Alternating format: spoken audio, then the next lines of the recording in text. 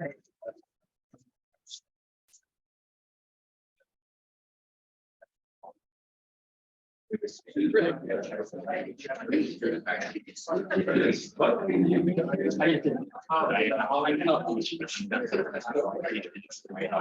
the coach online hearing.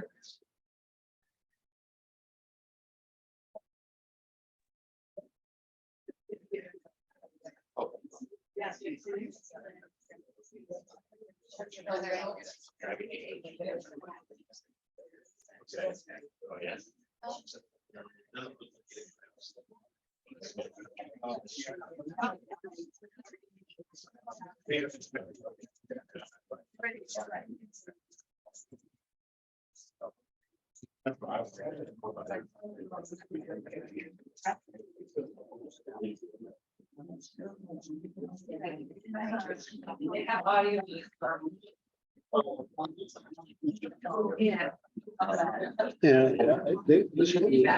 hear a lot of feedback.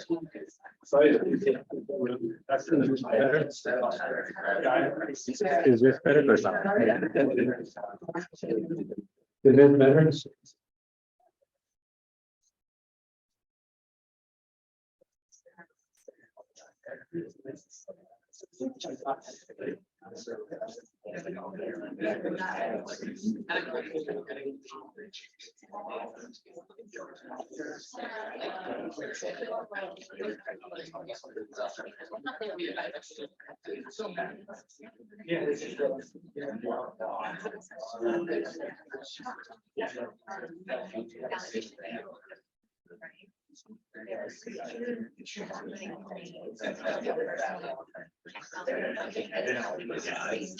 I'm curious why the chat is showing up on that.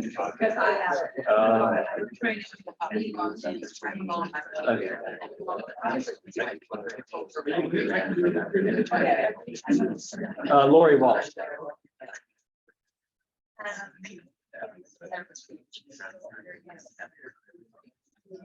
You say they hear a lot of other people talking at once. Yeah, because they are. Oh, is that there? Okay. Well, as long as they can hear us. Should I go ahead and start there? Yeah, a few more minutes.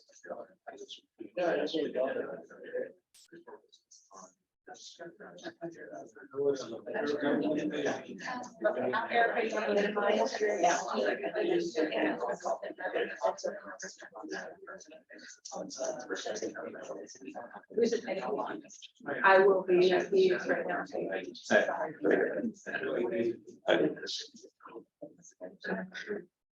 All right, thank you for quieting down a little bit. We're going to be using this little microphone right here, and folks on the chat are saying that they're hearing a lot of background noise, so watch out about those conversations. And then so just so that they have a clear stream of audio, please reduce side talking to a minimum.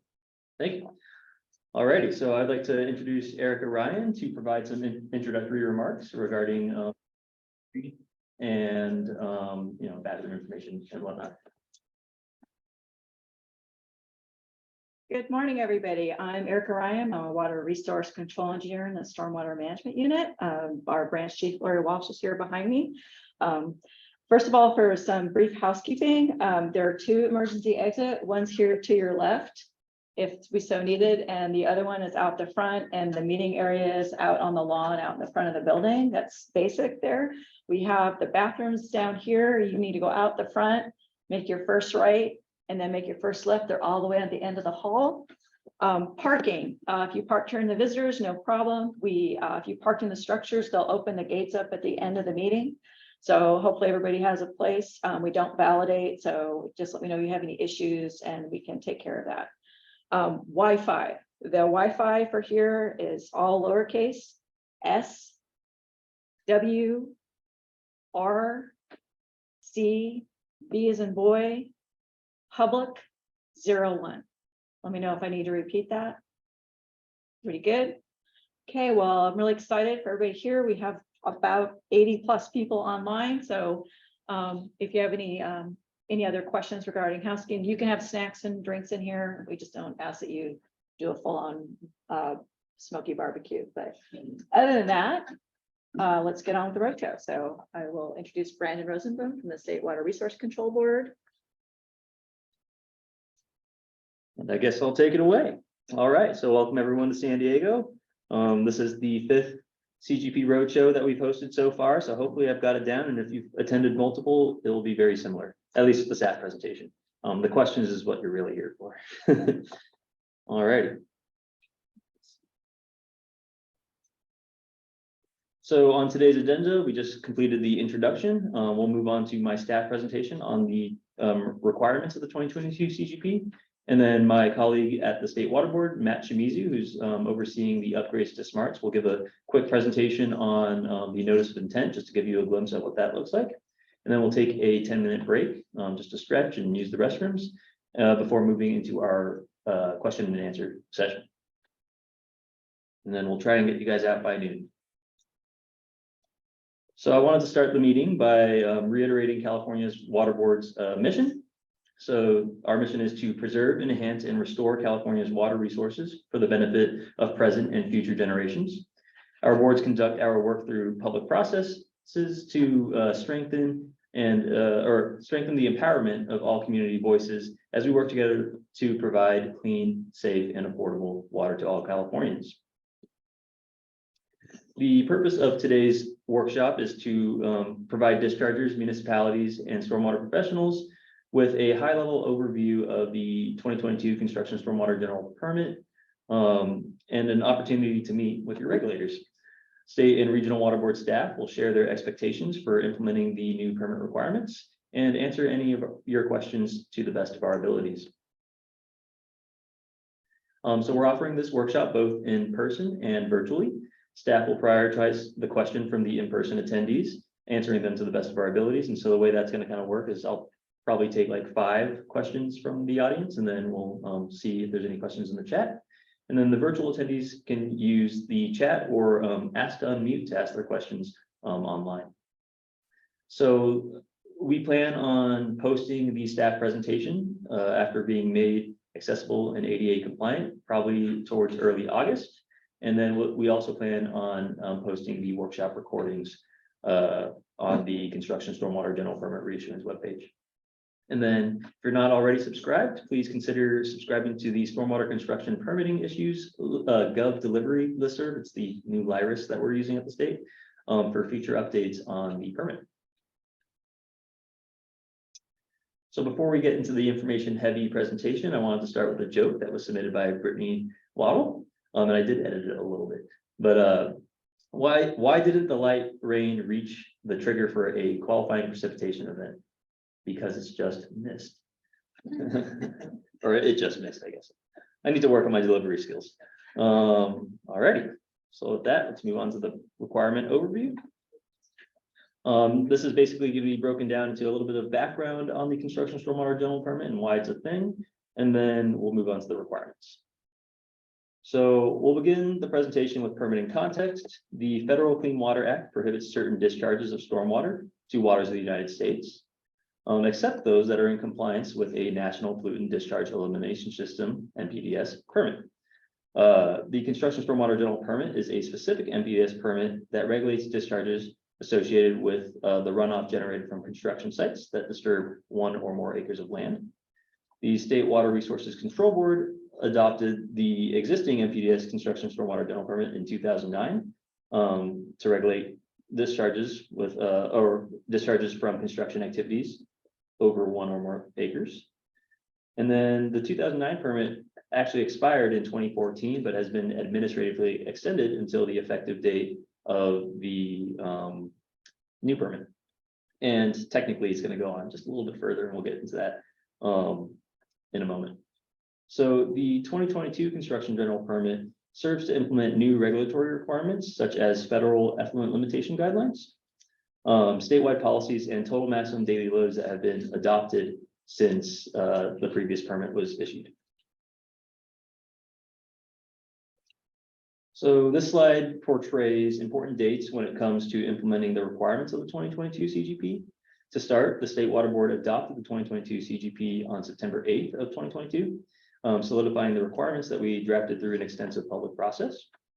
One of those provisions was to provide statewide programmatic permitting to dischargers implementing Executive Order N 7220, which is aimed at providing high-speed broadband internet access to rural communities by 2026. And so we were required to provide the statewide programmatic permitting to primarily Caltrans, because they're the ones doing this middle mile broadband network to reach those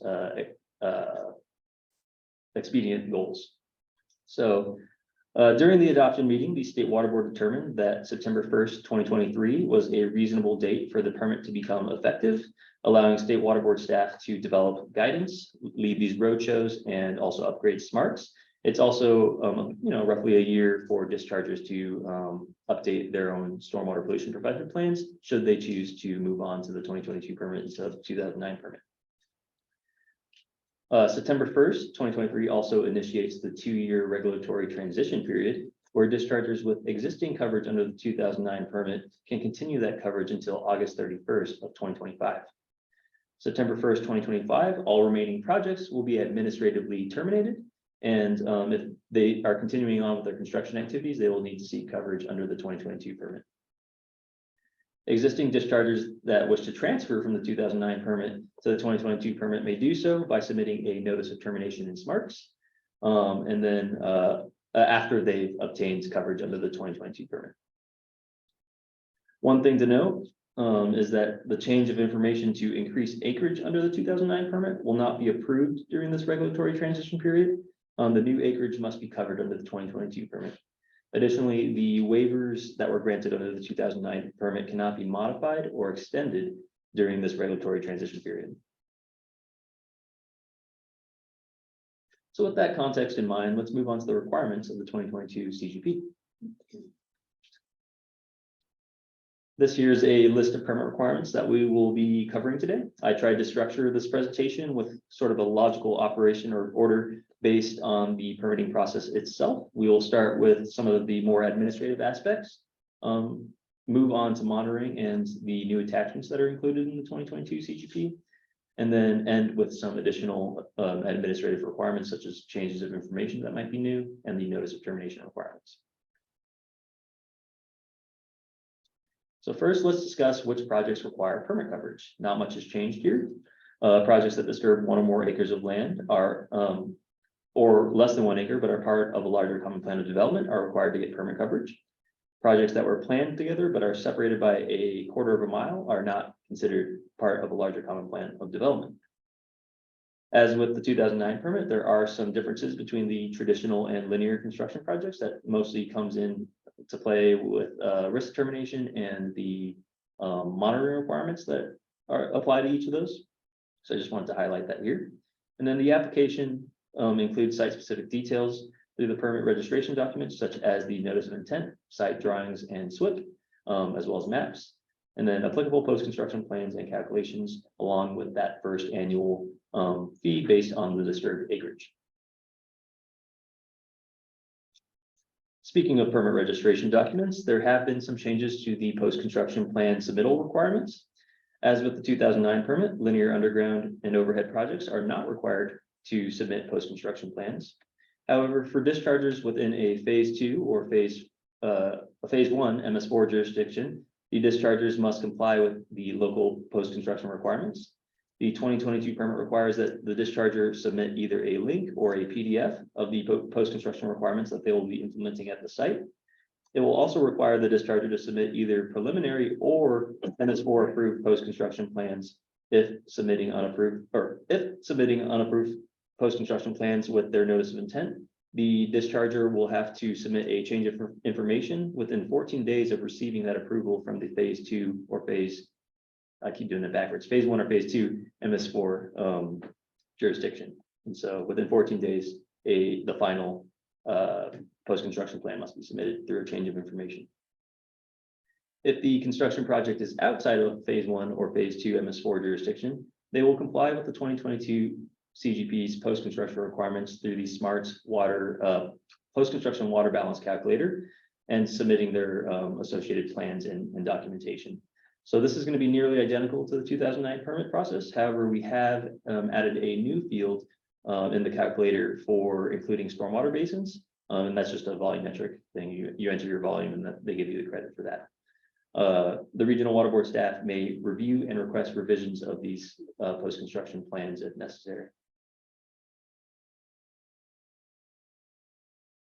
So the 2022 permit now offers linear and underground and overhead project dischargers to file for region-wide programmatic permit coverage. Programmatic permitting required upgrades to smarts to allow multiple non-contiguous sites to be filed under a single region-wide WDID.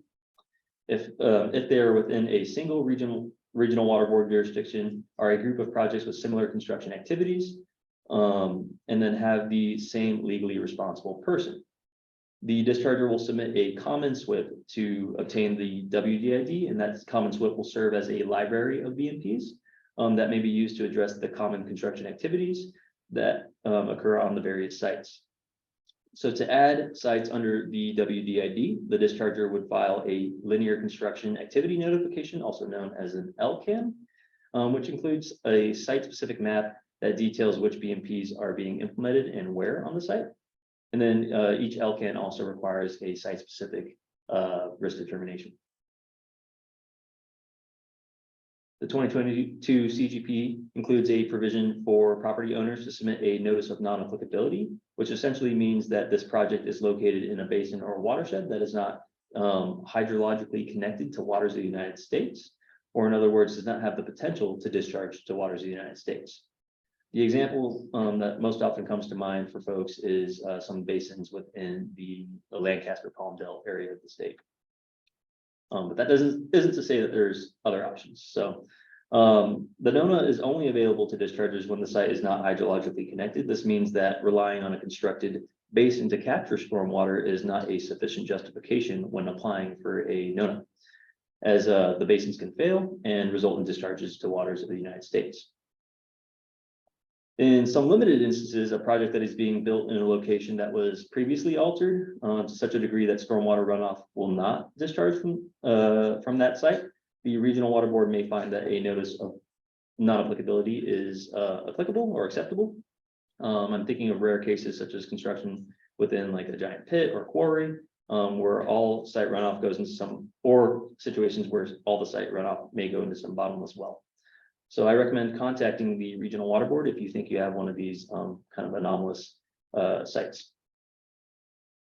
If the project meets this criteria for not discharging to or not being hydrologically connected to waters of the United States, the discharger would get a California licensed engineer or geologist with hydrological expertise to prepare a site-specific no discharge technical report as part of the NONA application. And once you submit that no discharge technical report, you'll be issued a notice of non-applicability ID, a NONA ID.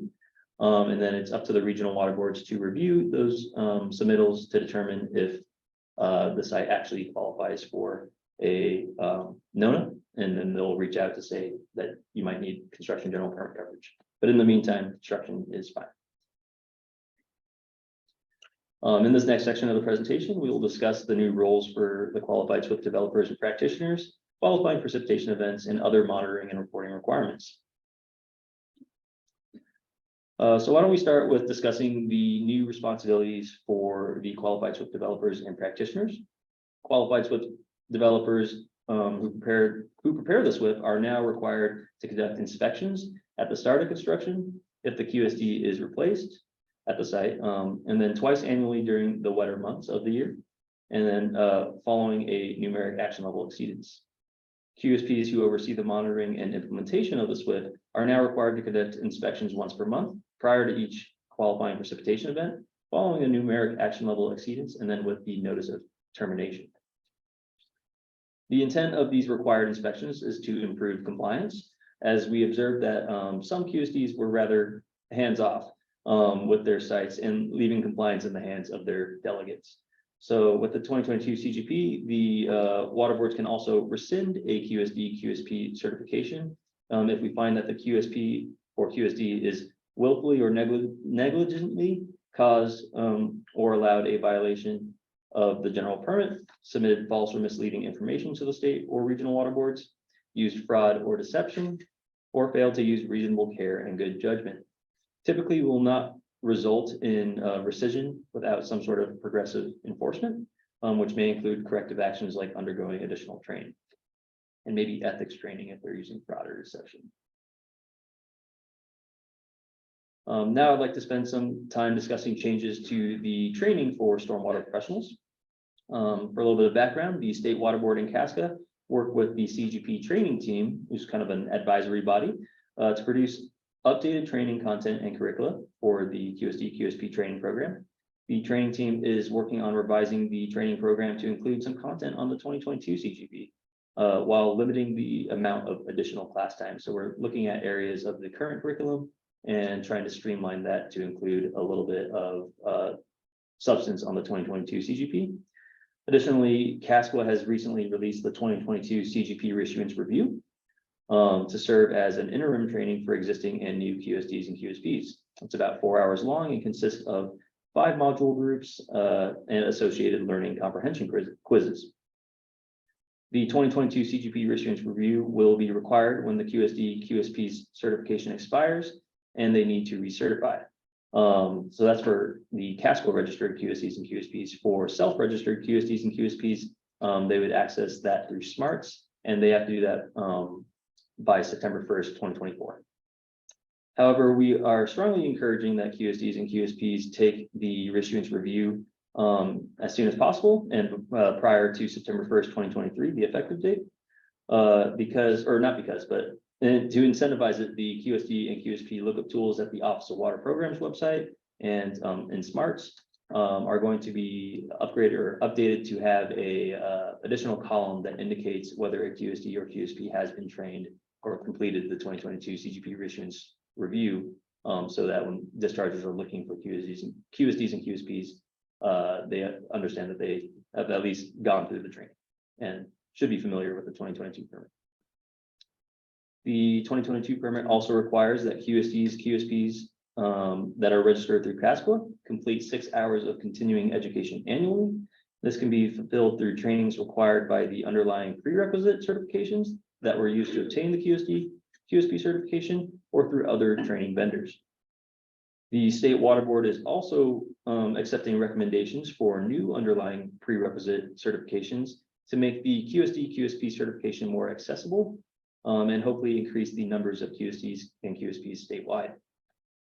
While the permit says any individual can recommend a course, the Water Boards actually recommends that the organization that issues that certification contact us directly so that they're in the loop and someone's not just saying, oh, I have this certification now, I can go get the QSD/QSP without that issuing organization knowing that that's a thing. Lastly, there are new requirements for the QSP trained delegates. The QSP is required to provide the delegates training based on guidelines that are set by the CGP training team, and those are forthcoming. This includes foundational training and site-specific training, depending on the delegate's responsibilities. So all delegates should be trained on pulling forecasts, reporting data, and communicating with the QSP. And then they also have to take some site-specific trainings dependent on their actual responsibilities. So that could be how to inspect the site, how to monitor stormwater and collect samples, and then how to implement the BMPs if they are tasked with those responsibilities. Alrighty, so let's go ahead and move on to the qualifying precipitation event definition. And this is from the 2022 CGP glossary. Just a note, there are instances where the definition isn't consistent with the glossary definition throughout the permit. So we're going to rely on the glossary definition. That was a result of the rapid change sheets that happened right before adoption. So I apologize for that. So the definition of a qualifying precipitation event is any weather pattern that is forecast to have a 50% or greater probability of precipitation and a quantitative precipitation forecast of ½ an inch or more within a 24-hour period.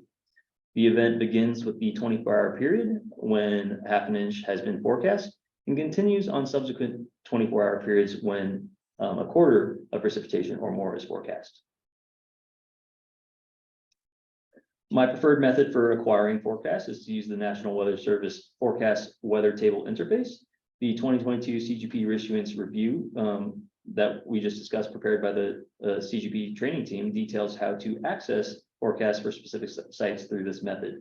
And one of the benefits that I really appreciate about this approach is that you're able to bookmark specific sites, and rather, it doesn't get on the granular level of sites, but it's more of like a small square of an area.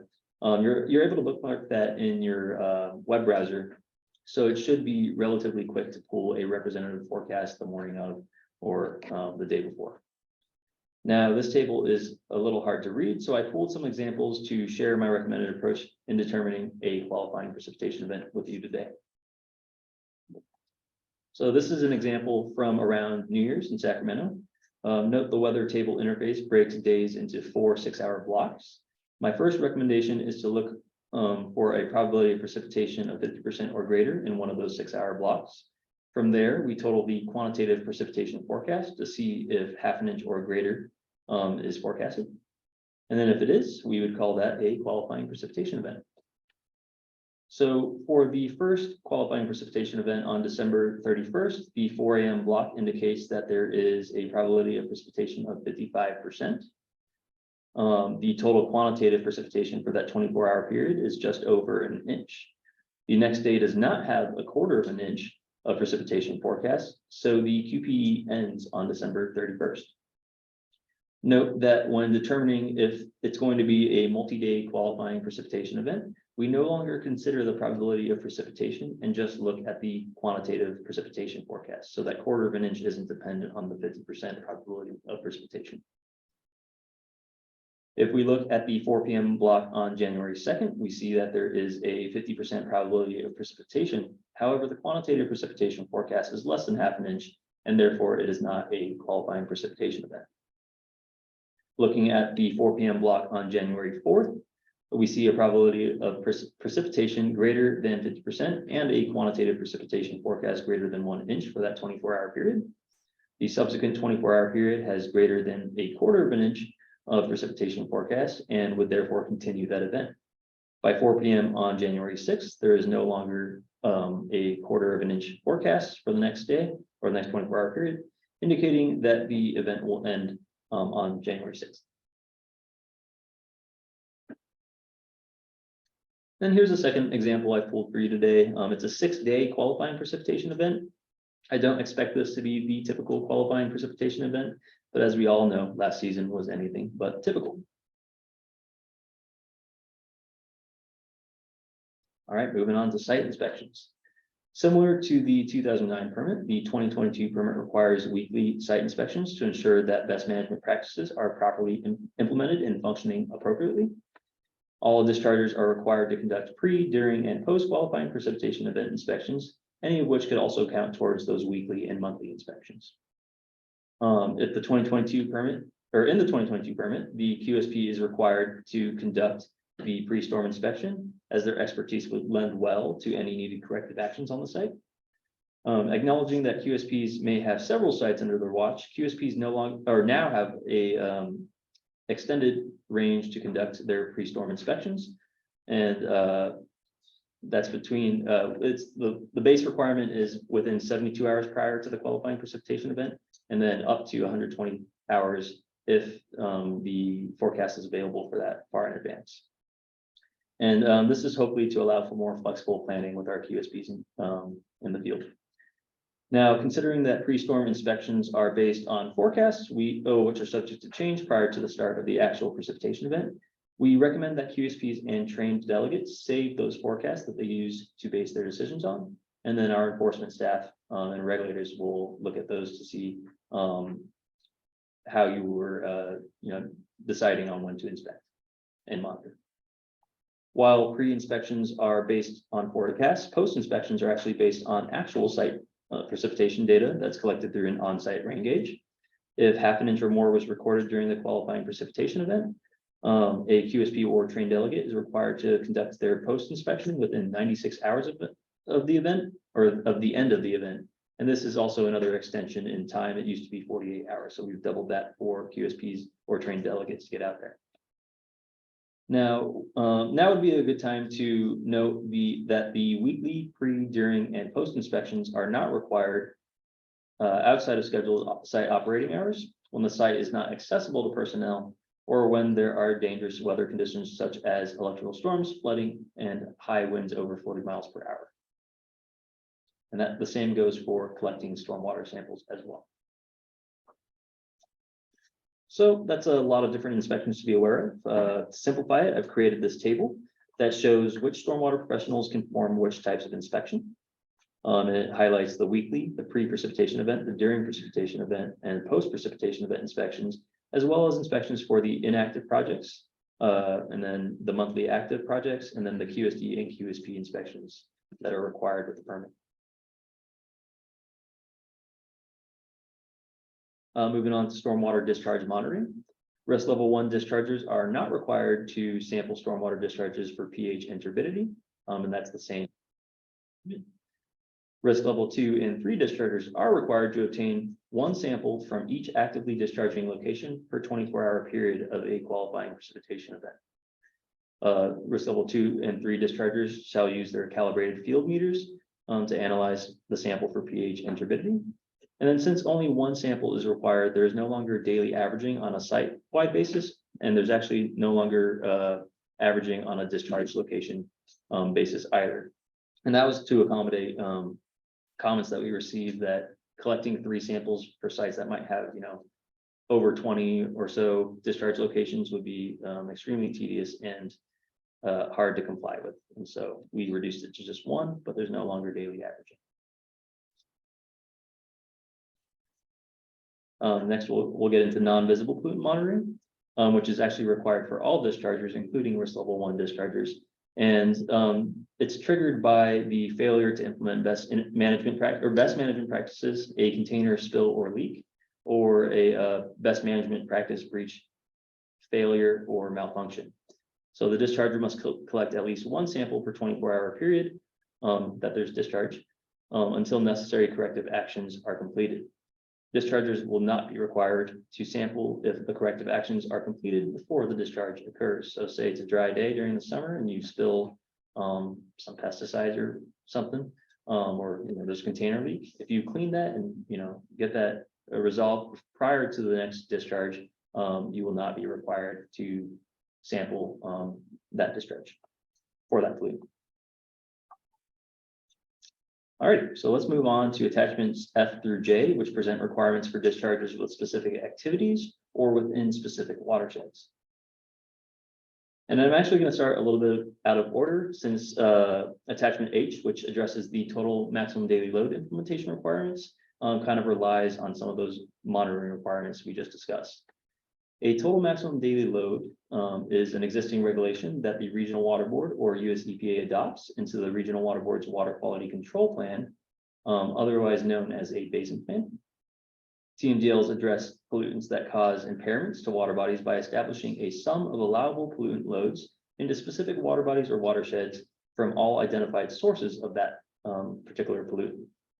TMDLs are not self-implementing and are implemented through the requirements adopted in permits and orders, such as the NPDES Construction Stormwater General Permit. And then NPDES dischargers are considered point sources of pollutants and are occasionally assigned what's called a waste allocation through the TMDL to limit discharge of those pollutants. The 2022 CGP refers to dischargers in watersheds or water bodies with an identified TMDL and with the potential to discharge the TMDL related pollutant as responsible dischargers. Responsible dischargers may have to comply with 1 or more of the 4 TMDL implementation categories on the screen, which the first is complying with the requirements of the permit, where that is sufficient to address the TMDL or the waste allocation. And that's required for all dischargers anyways. The second is to use Russell 2, which is an erosion modeling software to determine which erosion and sediment controls will be used to reduce sediment loading and loading of pollutants associated with sediment to comply with the waste allocation. Lastly are the numeric action levels and numeric effluent limitations, where the discharger must assess their discharge through the non-visible pollutant monitoring requirements that were previously reviewed. So on the screen now, I'm showing a sneak peek of the TMDL mapping tool that we're preparing to help guide dischargers to understand whether or not that they may be in a TMDL watershed. And so the first step is for them to determine if they're in one of these watersheds, and then they should really be doing their due diligence to determine if they actually discharge to that watershed. Next, they would perform a site-specific pollutant source assessment to determine if they even have the TMDL's pollutant on site and the potential to discharge that pollutant. So if they have both step 1 and step 2, or they qualify, they would be considered responsible dischargers, and then would refer to attachment H for the applicable implementation requirements.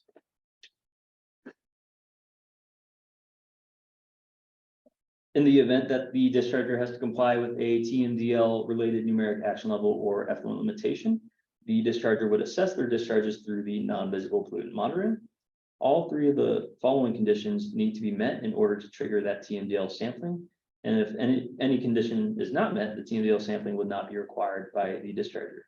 So first, the construction project must discharge to a TMDL listed water body. Second, they would have to have their pollutant source assessment identify that the TMDL specific pollutant is on site and has the potential to discharge.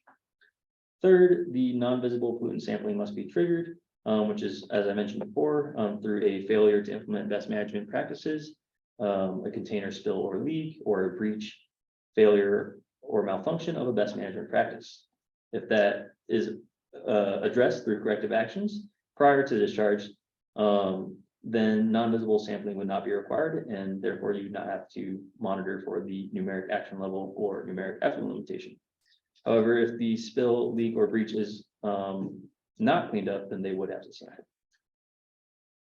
That said, TMDL related numeric action levels and numeric effluent limitations cannot be exceeded with a single non-visible monitoring event. Steps 1 through 3 must occur again with multiple samples above the numeric action level or effluent limitation from the drainage area, and during the same reporting year to be considered an exceedance.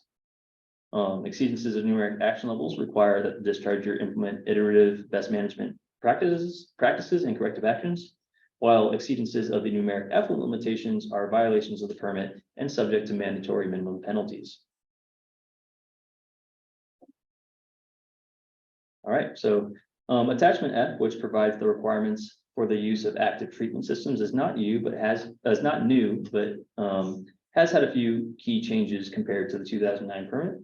There is now a pH numeric effluent limitation, in addition to the previous permit's turbidity and residual chemical numeric effluent limitations.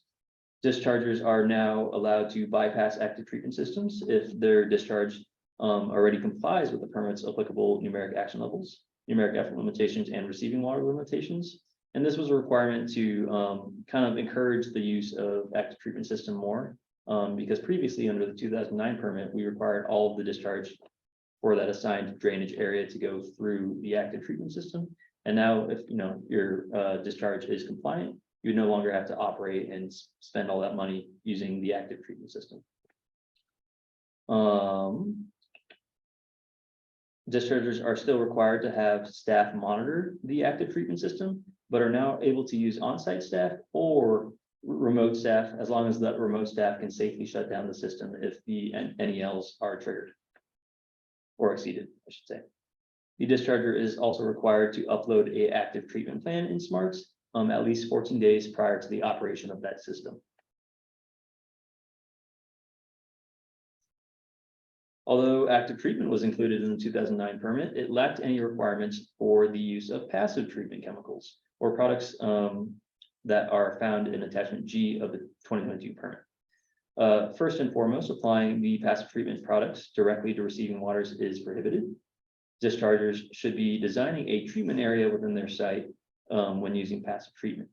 Furthermore, attachment G provides criteria for acceptable passive treatment chemicals, such as being non-cationic, food grade, and then providing a range of charge densities and molecular weights that through research were acceptable. It is also important to note that passive treatment is not to be used as a standalone best management practice. It needs to be used in conjunction with erosion and sediment controls to really capture that flock that is being created by the products. As with the active treatment plan, the discharger must submit a QSD prepared passive treatment plan through SMARTS at least 14 days before applying those products, and that plan kind of details the the dosage and the type of chemical that are being used and the frequency of that use. More details to be found in attachment G. Next, we'll move on to exceptions to the California Ocean Plan, which is kind of like a regional water board's basin plan, but it actually applies to statewide. So the 2022 CGP includes an attachment I, which contains requirements for construction stormwater discharges to areas of special biological significance. Construction stormwater discharges to areas of special biological significance, also known as ASBS, are prohibited unless the state water board first provides an exception to the California Ocean Plan for that particular discharger. Attachment I requires that the discharger prepare the ASBS compliance plan, which incorporates the core discharge monitoring and receiving monitoring requirements of the ocean plan for their discharges. Core discharge monitoring may include parameters such as total suspended solids, turbidity, pH, pesticides, metals, nutrients, and indicator bacteria. And then the ocean receiving water monitoring is something that can be done it's monitoring of the actual ocean water quality, and that can be either done individually or through a regional integrated program. If a discharger produces a sampling result demonstrating that the stormwater discharge caused or contributed to an alteration of that natural ocean water quality, they are required to submit a report to the state water board within 30 days.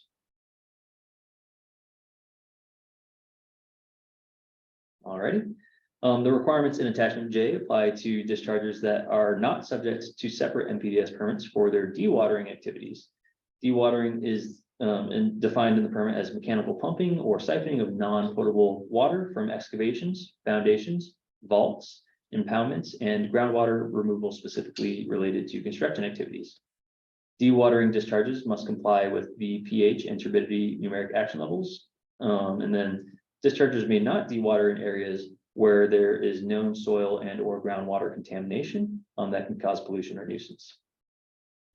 Dischargers shall notify regional water boards staff 24 hours prior to the anticipated dewatering discharge, just so they get a heads up.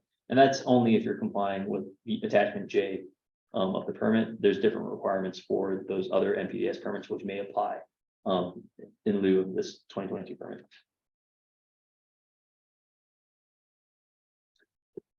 While these surface water buffer requirements are not in their own attachment per se, I did want to touch upon them because they are new. They're a new minimum best management practice requirement promulgated by the US EPA's Construction and Development Implementation Guidelines. Essentially, the dischargers are required to provide and maintain natural buffers and or equivalent erosion and sediment controls when a water of the United States is located within 50 feet of the site's earth disturbances, unless it's infeasible.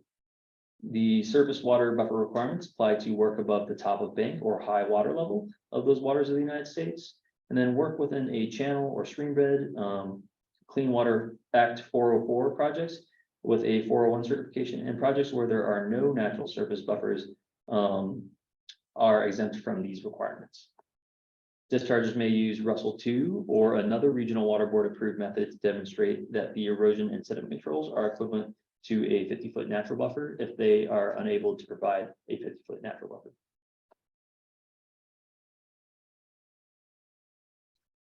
As mentioned earlier, these last few slides will discuss new requirements for revising permit coverage and terminating permit coverage. Oops, jumped ahead. So here is a table of 2022 permits change of information processes. For the most part, it is pretty similar to the 2009 permit, but we are no longer requiring updates to the SWIPs or site maps to be submitted through a change of information. However, the final post-construction plans, as mentioned earlier in the presentation, do need to be submitted within 14 days. And then if you're changing a project to inactive status, that will also require the discharger to submit a change of information.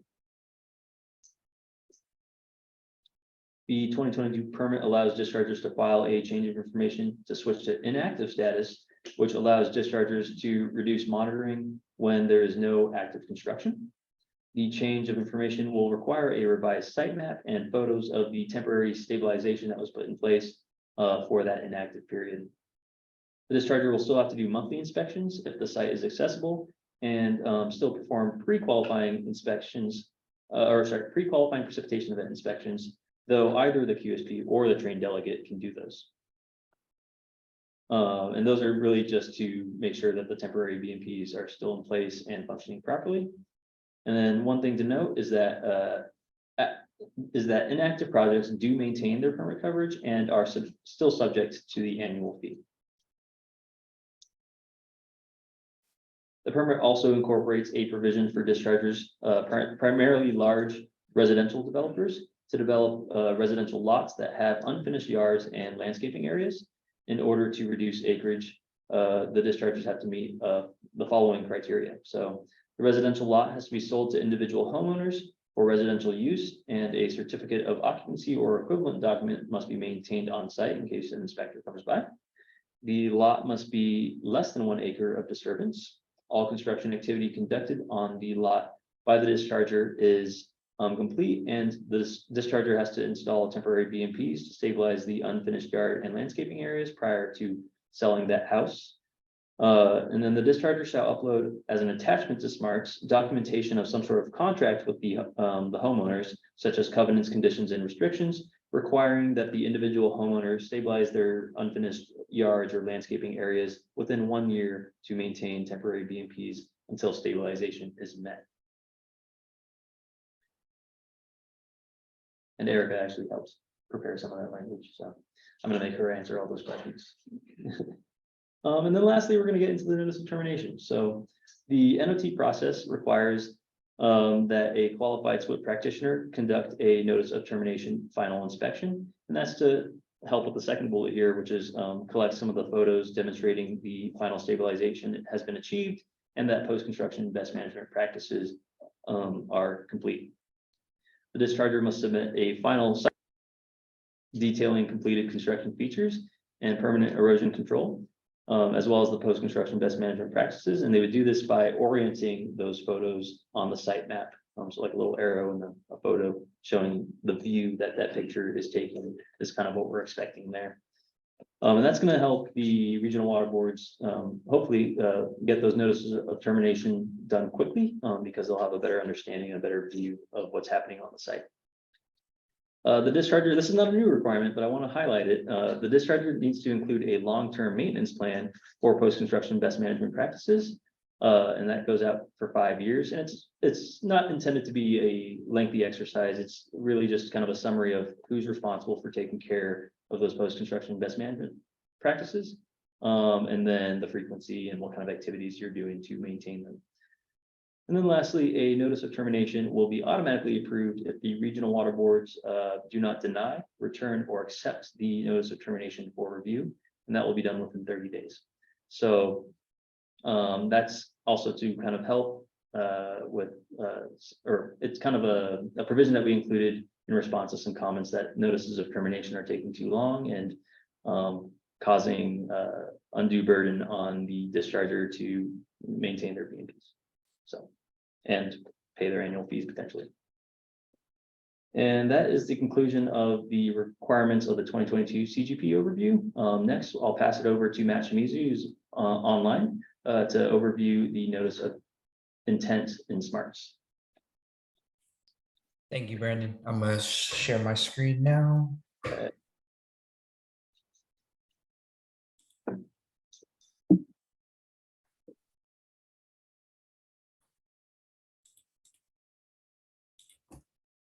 Sorry.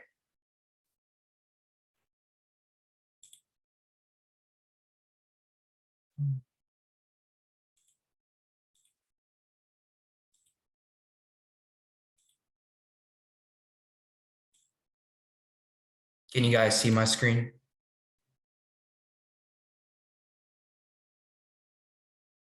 No. Sorry. Yes. Oh, But we were looking at your web browser. yeah, I'm not. Can you see it now? Yes. Perfect. So good morning, everyone. My name is Matthew Shimizu. I'm an environmental scientist in the Industrial and Construction Stormwater Unit over at the State Board.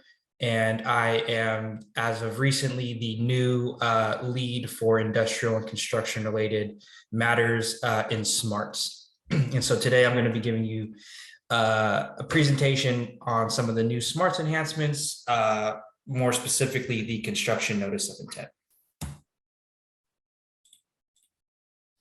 So a brief overview. So in this presentation, I plan on discussing the revised notice of intent application process and the updates recently added into SMARTS for the reissued 2022 construction stormwater general permit. Now, since the notice of intent application contains tabs and functions that other applications possess, I decided to just present on the notice of intent today. Finally, staff will be releasing all updates and changes made for the 2022 CGP into SMARTS on September 1st, 2023, with the exception of a few items such as the change of information, the notice of termination, and a few enhancements to the inspections, violations, and enforcement actions tabs.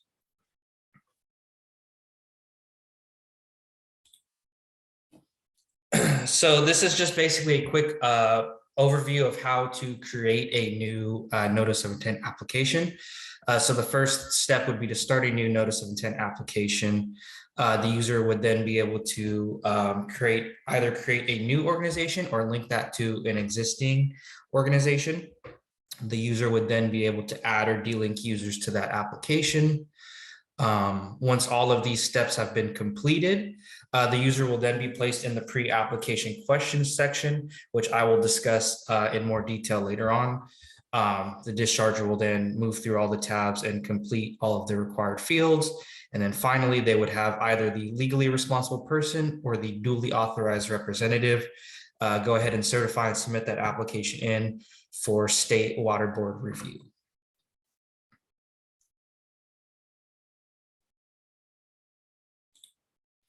Okay, and so this is essentially the new application drop-down list. So from the main menu of the user's SMARTS account, they would want to go to the Start a New Application drop-down, select Construction Permits, and then select Statewide Construction.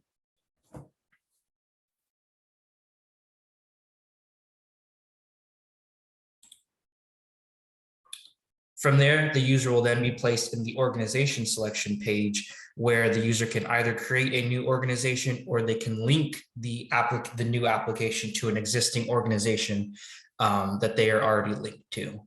And so as you can see, there's a create new organization option at the top, and then all of the organizations below are organizations that I was linked to.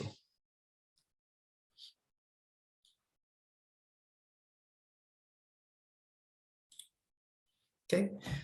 From there, the user is then placed in the linked users section where they can either add or delink users to that application and then confirm moving on to the pre-application question screens. So as you can see, myself and Alex were the two individuals linked to the Caltrans Middle Mile Broadband Network Program organization.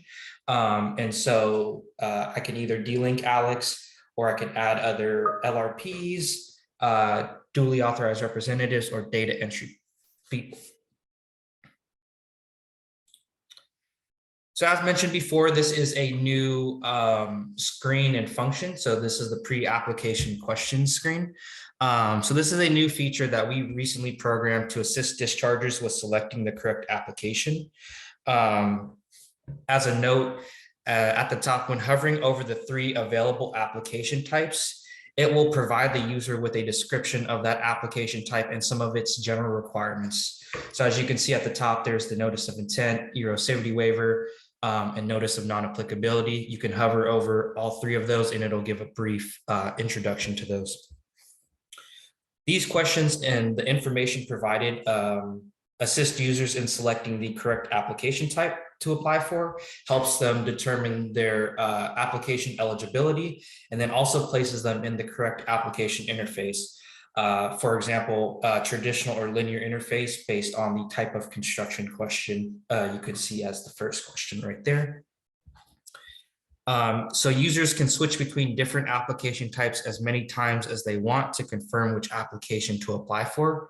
However, once the create application button is selected and the application is created, the user cannot change to another application type and instead must delete and restart this process over. So for example, if the user goes through this notice of intent and they determine, well, maybe I want an erosivity waiver, before hitting that create application button, they can click the erosivity waiver option at the top and it will place them into the specific pre-application questions tied to that erosivity waiver. Same for the notice of non-applicability. And you can continually do this as many times as you want. However, as mentioned, once you hit the create application button, you will be placed in that specific application. And you will not be able to change the type or type of construction as well. So just keep that in mind. And then finally, some of the answers from these pre-application questions will automatically populate and generate within the application later on. And so I'll kind of discuss that later once we reach that.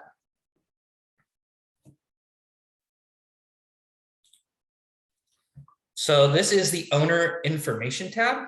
And so as you can see, it's a new screen interface, but there were no changes between the 2009 and 2022 CGP for this tab, and all fields and functionality remain the same.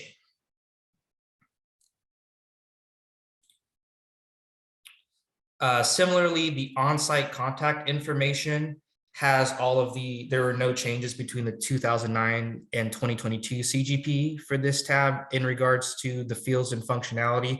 However, the tab name was updated from developer information to on-site contact information.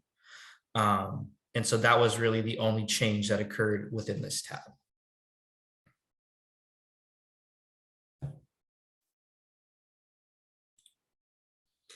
Moving forward, we have the site information tab. So the site information tab, we added the following fields. So we added the total planned disturbed acreage field and the disturbed area remaining field. From there, we also were able to remove the following fields, such as imperviousness before construction and imperviousness after construction. These tabs, however, were moved to the post-construction tab, which I will discuss later on in the presentation. And then as mentioned from the pre-application screen, there were some answers that pre-populated in the site information tab here. So those two questions in this tab are is the site a part of a larger common plan of development, and its two additional questions, and then the type of construction.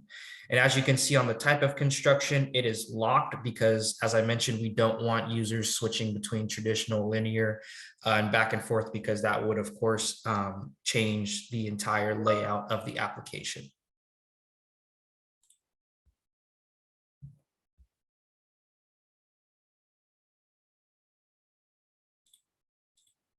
Okay, moving forward.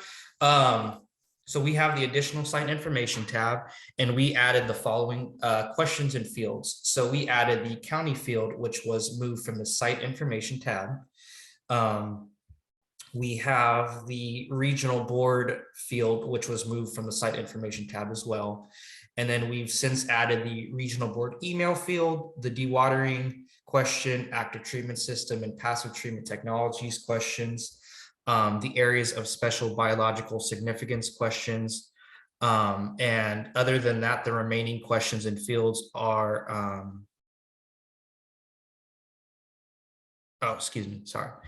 the additional site information tab then removed the following questions and fields. So we removed the name of the local agency field, the phone number of the local agency field, does the stormwater runoff from the construction site discharge to question, and we also removed the QSD field.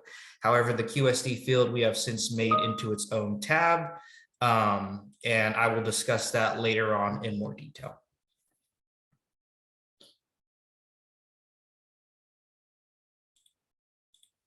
Okay, moving forward. So for the risk tab, there were no changes between the 2009 and 2022 CGP. All fields and functionality for this tab remain the same. However, I will take you through all three of the different sections so you can kind of see what they look like now. So right here, we have the sediment risk section. We have the receiving water risk section.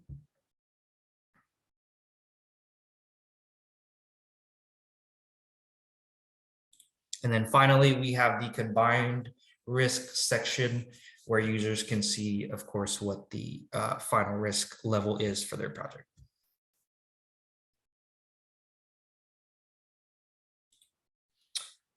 So moving forward, we now have the TMDL tab. So TMDLs are total maximum daily loads, and this was a new provision incorporated during the 2022 CGP reissuance and is now a new tab in SMARTS.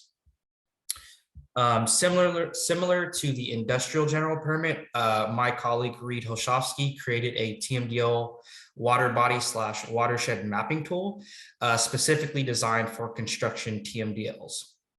And so I'm going to give a quick rundown on the TMDL process. So the first step, as you can see at the top of the screen, is to use the external TMDL mapping tool and enter in the project's coordinates to see if any TMDL water bodies or watersheds were listed in that tool. If the mapping tool lists any TMDL water bodies or watersheds, mark yes for the first question at the top and continue with the TMDL process. However, if the mapping tool does not list any TMDL water bodies or watersheds, mark no, and then you are finished with the tab and can continue on. So step 2, if you selected yes, it would be then up to the discharger to select all of the applicable TMDL water bodies or watersheds that apply to their project. So as you can see from that drop-down list, all of the TMDL water bodies and watersheds within Region 9 will be displayed in that dropdown. And based off of the TMDL mapping tool, the discharger can then select however many water bodies or watersheds apply. So it's not, so for example, if the TMDL mapping tool provides 3 water bodies or watersheds, the discharger can ultimately select 1, 2, or all 3, but it's ultimately up to the discharger to make that final determination. So step 3, once the TMDL water bodies and watersheds are selected, their TMDL information will be listed in a table below.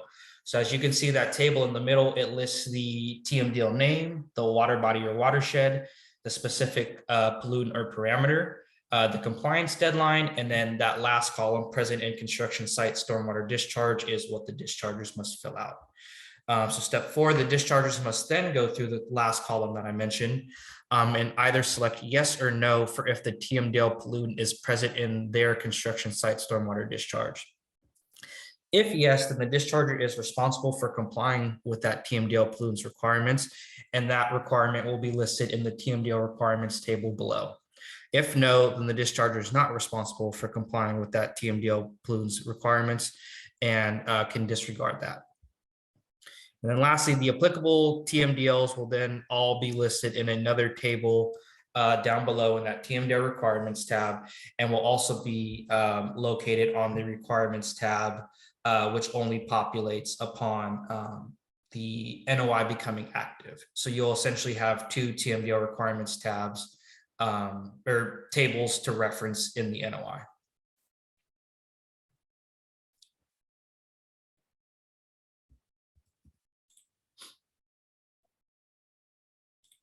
Okay, moving forward, we now have the post-construction tab and the initial questions for that. So the post-construction tab removed the following questions from the initial questions section. And we removed, will the project use an alternative method to calculate runoff volume or use different site design measures than those listed in the CGP calculator?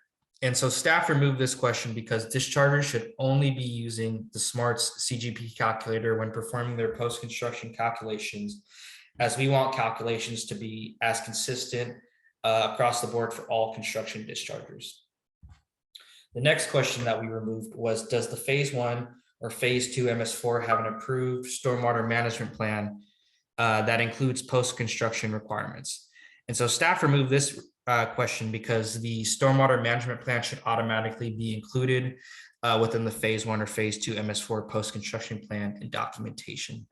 And so as you can see on the screen, these are the only 2 questions that we ask in that initial questions section.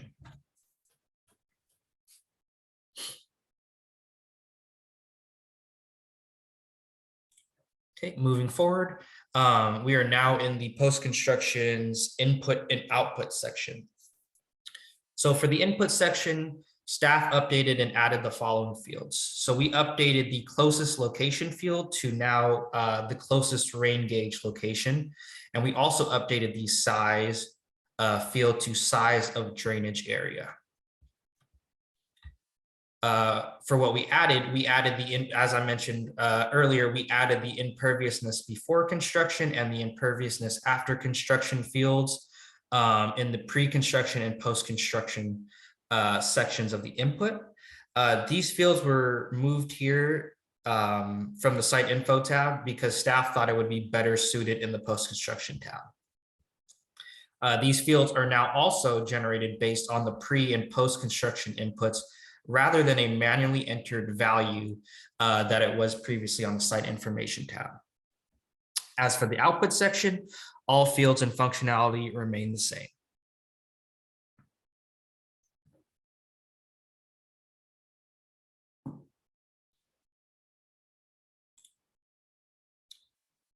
And finally, for the post-construction tab, we have the credits section. And so everything remained the same for the credits, except staff added a new credit, which is the basins credit. And so the credit asks if the minimum drawdown times were included in the basins design.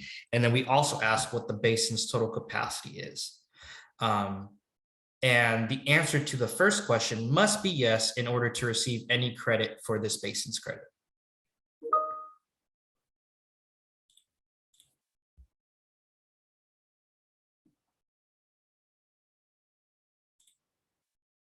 Okay. We now are at the QSD information tab. So as you can see here, this is the QSD search screen. So the QSD information tab is new, but the functionality remains similar between the 2009 and 2022 CGP. Previously, discharges would add a QSD by going into the additional site information tab and adding one. However, staff have since made it its own tab and allowed for multiple QSDs to be added to a single project. Additionally, we also allow users to select and designate a primary QSD for the project.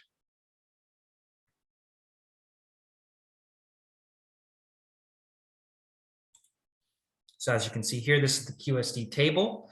And then this is the QSD table that will display all of the QSDs who are or were tied to the application.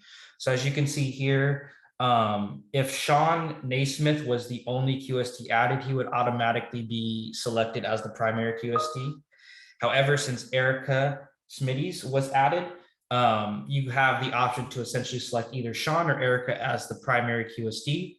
And then as you can see, the date added and date removed columns, we do track when these QSDs were added and then when they were removed.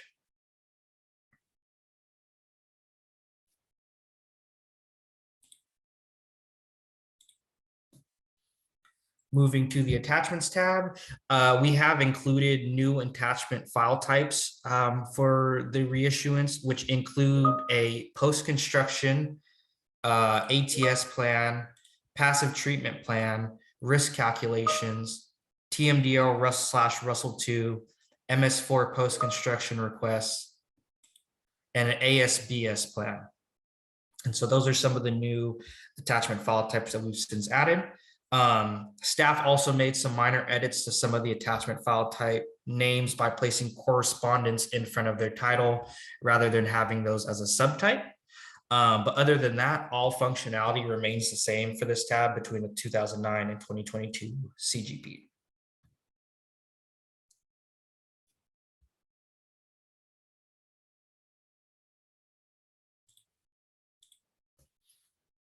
Okay, Moving forward to the billing information tab, staff included one new field, which is the disturbed area remaining field that we added in the site information tab. And then this field is automatically populated and updated based on the value entered in the site information tab. This value can only be updated by submitting a change of information for the site information tab. So you can't change this information directly from the billing information tab.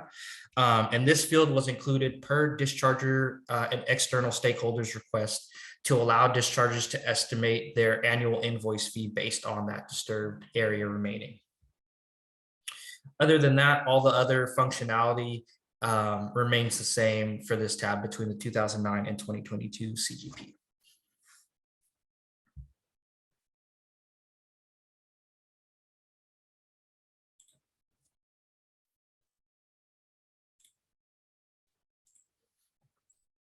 Finally, we have the certification tab, and the only updates made to the certification tab were some minor text edits. Otherwise, there were no significant changes made between the 2009 and 2022 CGP in both the not submitted and submitted screens that I will display. So here we have the not submitted screen. And then moving forward right here, we have the submitted screen. So not really any changes, just some small minor typo updates and text changes, really.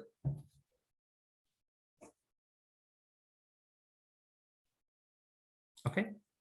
And finally, we have the linked users tab. But as you can see, there were no changes made between the 2009 and 2022 CGP. All fields and functionality remain the same. It was just a new screen interface.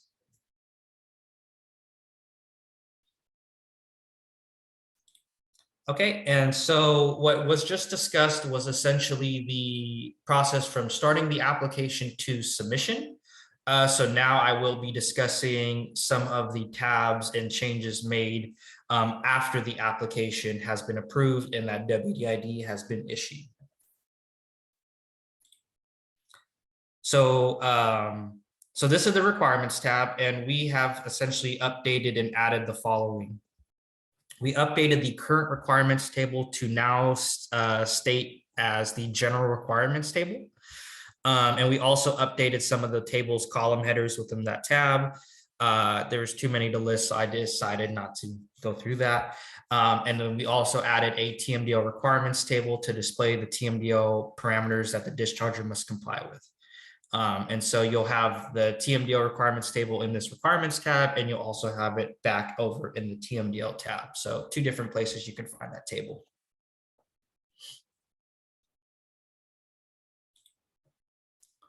Okay, so this is the reports tab. And for the reports tab, we now display both the annual and ad hoc reports within the same table in the NOI.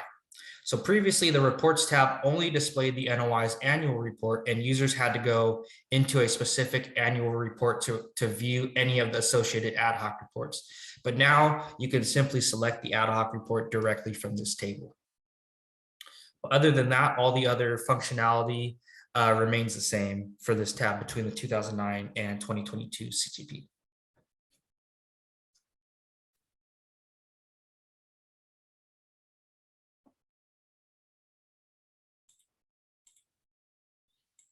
Okay, and as I mentioned in the very beginning of my screen, the inspections, violations, and enforcement actions tab are all pretty similar. So I'm going to kind of group these all together when explaining. So at this time, for external users and dischargers only, the inspections, violations, and enforcement actions tabs will now only display the table shown here and will only allow those users to review the specific inspection, violation, or enforcement action details within the PDF summary depicted in the red box. So previously, external users could click on the ID, so either the enforcement ID, the violation ID, or the inspection ID, and smarts would display the specific information that internal staff noted for that entry. However, we are still working on updating this tab, and we'll release it to its full functionality in the future. And so we will try to have these updates ready a couple months after the September 1st effective date. However, this does not affect internal users. It just affects dischargers and external users.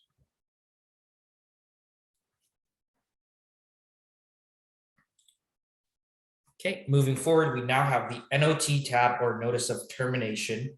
And so for the NOT tab, we added a new question for the all construction activities are completed and the final stabilization requirements are met termination option. So that the question that we added was, has the final post-construction plan been submitted? Yes or no? If no, the discharger must upload the approved final post-construction plan within the NOT attachments tab. Moving forward, we also updated a question tied to the site does not discharge stormwater to waters of the United States termination option. And we updated that question to state, is the site's physical location not hydrologically connected to waters of the US? Yes or no? If yes, users must now submit a no discharge technical report within the NOT attachments tab. Then, upon approval of the NOT, a NONA ID would instantly be issued for the project. And so we plan to have this work similar to how the notice of intent and no exposure certification switching works with the industrial general permit, but more to come when we kind of dive deeper into updating that. And we've also, so the required NOT documents have been updated to include a final site map, a QSP final NOT inspection, photos depicting final stabilization, and a long-term maintenance plan. Finally, SMARTS included a provision that automatically approves a NOT after 30 days if left in the submitted status, if regional boards have not taken any action on the NOT, such as accepting it, returning it, denying it, or accepting it for further review. With this in mind, SMARTS will now send out an automated email to regional boards 1 week prior to 30 days of the NOT being submitted. So they know that they have to review this, otherwise the NOT becomes automatically approved.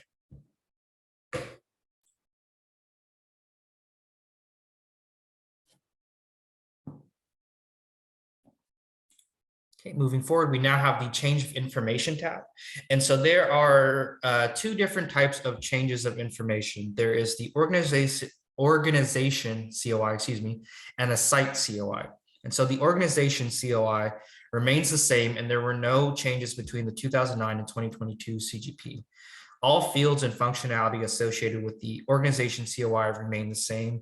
And as you can see, this is kind of just the new screen refresh that we've performed for the organization COI.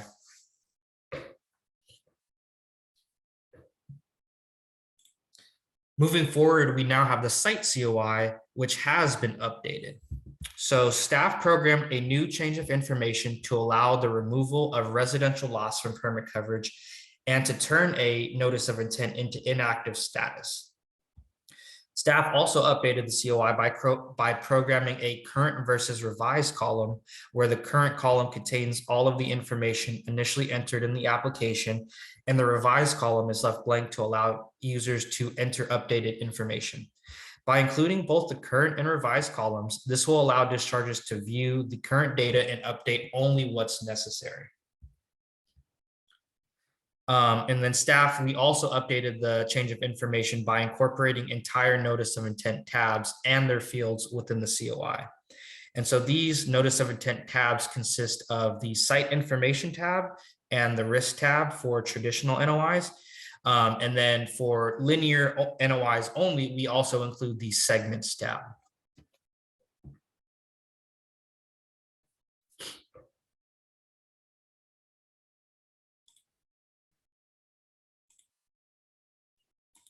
Okay, moving forward, we now have the notes tab, and we added a new feature to allow internal state board and regional board staff the ability to directly upload communication documents on this tab. So internal staff will no longer need to upload those communication documents to the attachments tab and can do so directly on this notes tab. And then this tab will be read only for dischargers and other external users. And so this is kind of what the, when you're trying to add a new note, this is what the screen will look like for the most part.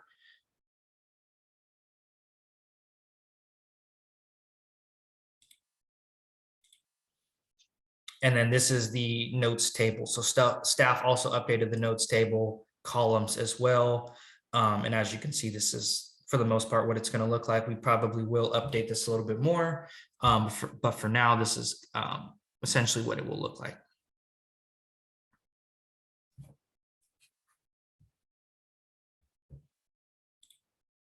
And that is the end of my presentation.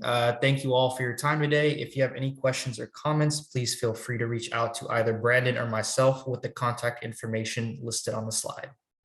Thank you. All right, thanks, Matt. Go back to sharing my screen.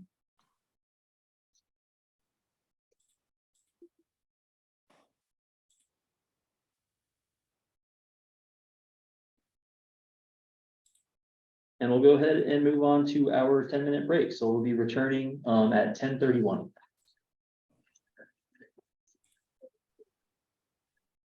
We get to mute this.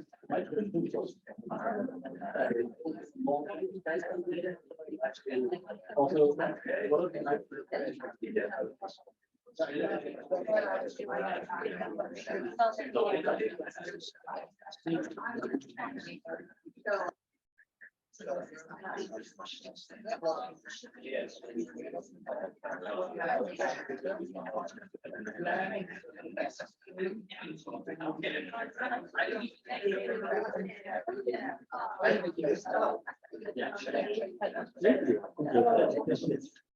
getting better at it.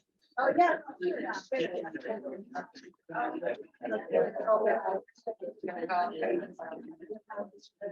Yeah, I told. Oh, yeah.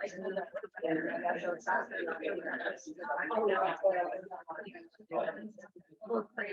yeah.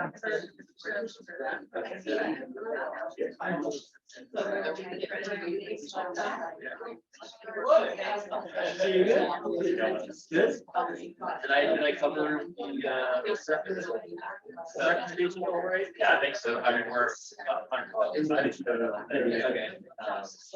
I mean, I think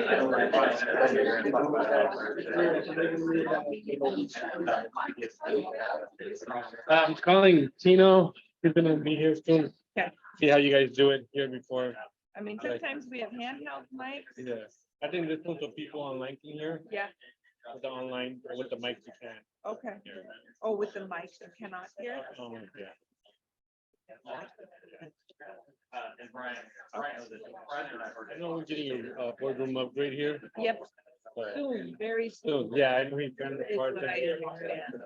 I thought within the month of July, because we were a little concerned that we couldn't have this because the upgrade might be in process or something like that. Yeah, we had a meeting this weekend, Friday, I think it was Friday. Yeah, they were like, yeah, we're gonna finish stuff out. And I talked to Tina, make sure that he opens the boxes right away to make sure the screens aren't broken. Yeah, You know what you guys have learned? yeah, Oh, I'm Yeah. sure with as much as you quit. Yeah.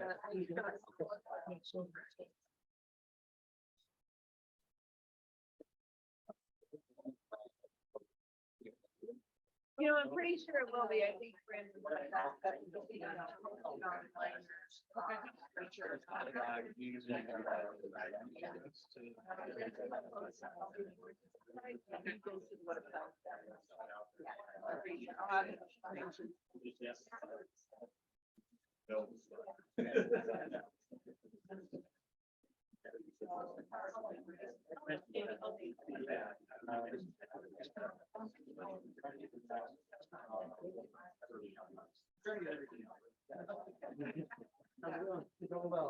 Sorry, I seen it.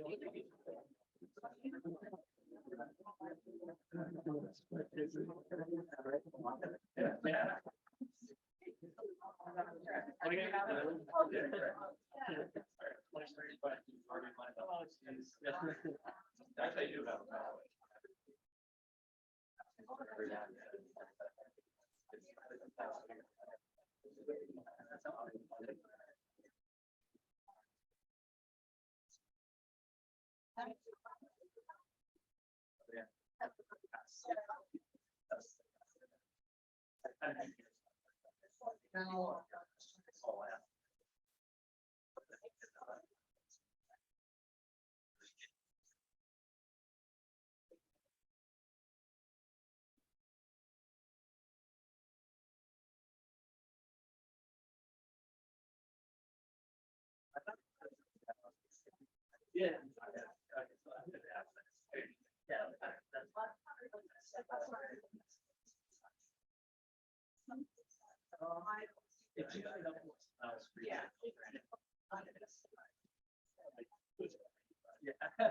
Not me. I was struggling.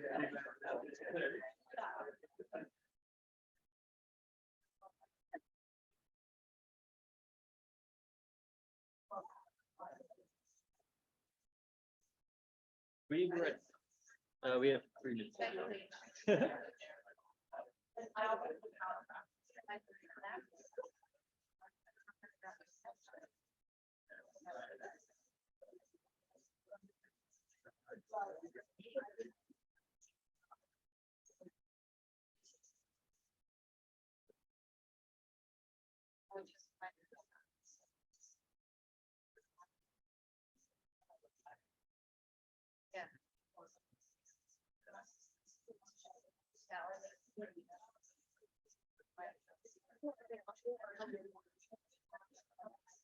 Yeah.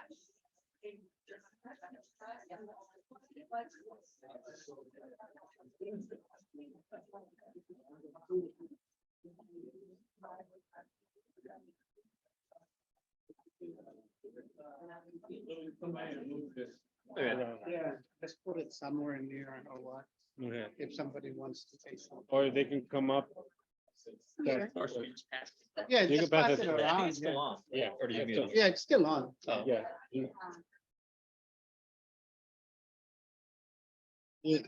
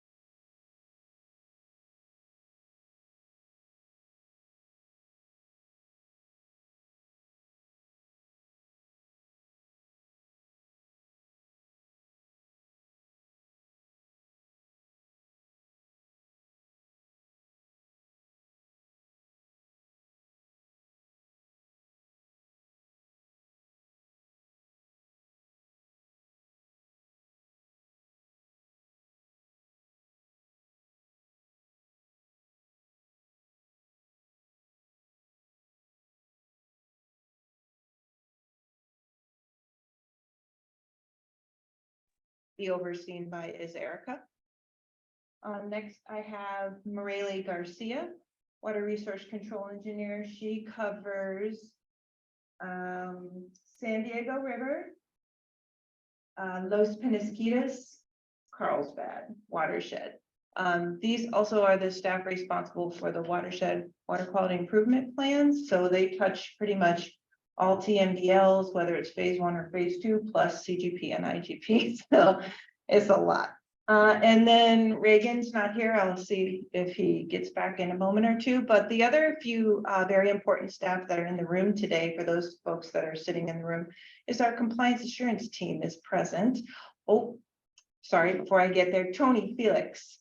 Why don't you stand up, Tony? He's part of the stormwater management unit, and Tony takes care of a lot of our construction and a lot of the industrial sites out in the high quality water areas. You probably see his name for IGP quite a bit as well, but he's one of our construction inspectors as well.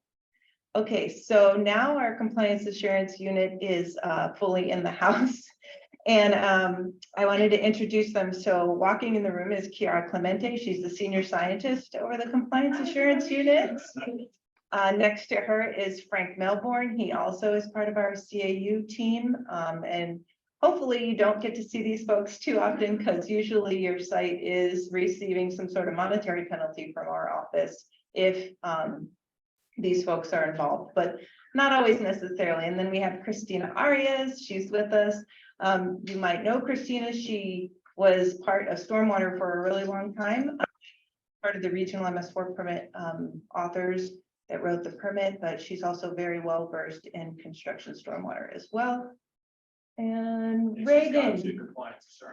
And she went to compliance assurance, exactly. And they actually are hiring for a scientist. They have a vacancy in their unit as well, because Chris Means is back over under Eric's unit with a 401 water quality certification program. Reagan Maury is also part of the stormwater team. He is responsible for mostly Tony and Reagan. They kind of go all over the region, whereas the phase 1 team has specific watersheds that they work in. So I just wanted to take the opportunity, because we usually don't have this many people in the house and like 120 people online, to hear the staff that are on the other side of the stormwater mailbox. This region monitors that stormwater mailbox on a weekly basis. So one of those folks, not the CAU, not Kiara, Frank, or Christina, but the stormwater staff monitor that mailbox each day of each work week of every week. So we kind of pride ourselves in not taking too long on your NOTs. I always tell people, if it's been too long, you need to email us directly, because sometimes there's just glitches in the system. So hopefully the 2 to 3 minutes was worth you seeing who's behind the stormwater mailbox when we accept, reject, deny, remember, ask questions. That these are the staff. Just a small little note. I had a job similar to Brandon when they were readopting the industrial permit. I was working up in Sacramento at that time. And so now I got to come back home because I'm from San Diego. So I've gotten to see a whole statewide and regional perspective, which is pretty cool. Yeah. Alrighty, so as I mentioned earlier, we're going to try and prioritize the in-person questions first. What's going to happen is, I think, Tino, you offered to walk around and provide this little flying saucer type thing. It is pretty sensitive. It'll catch most of the room, but we just want to make sure that the folks online can hear you clearly. So do we have any questions in the room? Oh, I saw Russ's first. Got two, hopefully quick ones. Yeah. Near the beginning of your presentation, you mentioned that during the 2-year transition period, COIs for changing acreage would not be allowed, but I assume that doesn't include the reductions. It would just be increases. Yeah, that's correct. So the changes of information to the existing 2009 coverage is, I guess they wouldn't be approved if you're increasing acreage. If you're reducing acreage, that'd be fine. Okay. And then the second question has to do with the QSD inspections. I noticed you can list multiple QSDs attached to the site. I assume any QSD attached to the site and the system could do those inspections. It doesn't have to be the primary or the QSD that actually wrote the document.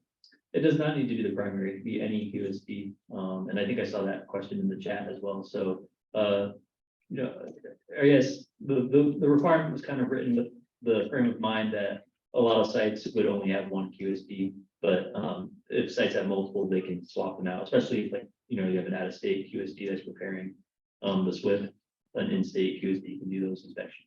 Thank you. I think I saw. So my question kind of piggybacks on the QSD. We are a civil engineering firm. I'm the QSD that prepares the SWIPs and I don't have capacity, just like we said, we didn't offer QSP services because I don't have the capacity to go out into the field and do all these inspections, but we intend to continue to write the SWIPs. And we're just, with the new QSD requirements, want to make sure that, like, the intent is just to protect downstream waters, and that, you know, the consultants that are currently doing QSP only feel like they're consultants that only do QSP services. They'll likely level up to QSD and can take on the QSD responsibilities for the construction related scope. And I just wanted to make sure that I'm interpreting that correctly, and that the person who writes the SWIP doesn't have to continue to be the QSD responsible for the project. That's correct. Okay. But I guess sort of the intent with that was to have the QSD who would be potentially revising the SWIP based on on-site conditions, be doing those inspections so they can make those revisions. And so is that something that you foresee happening, where maybe would the previous QSD be the one who would be revising as well? I don't know. So I would be the previous QSD. So Okay. I would write the SWIP and do the exhibits and then send it to the field. But I won't be able to do the inspections and those types of things. I guess we could, you know, have a contingent or an additional scope item open for editing and updating the exhibits if the hired one doesn't have capacity to do that. Like, yeah, I mean, the hired ones, you know, more than capable, since they also Yeah. get their QSD too, so. And in fact, I feel like we'd almost prefer if the one that's out there doing the inspections also does the revisions. It's not necessarily required for. Okay, great. Thank you. Related to QC, the rule we have right now within 2 hours from the job site, still the QSD has to be the one developed sweeping, need to be within 2 hours from the project site or not? No, I don't think that's the. Because according to that, they have to come and inspect yearly or more often than before. Yeah, So they do. that's the reason I'm asking. So the QSD has to be local also, is that correct or not? Not necessarily. Not no. necessarily. But I mean. So the requirement is to have a QSD inspect. Ideally, I guess for most people, that would be someone who's local, but if the one who prepares the SWIP, or you can even fly in a QSD It can from be, somewhere else to do those inspections. And I saw a question that we had over here.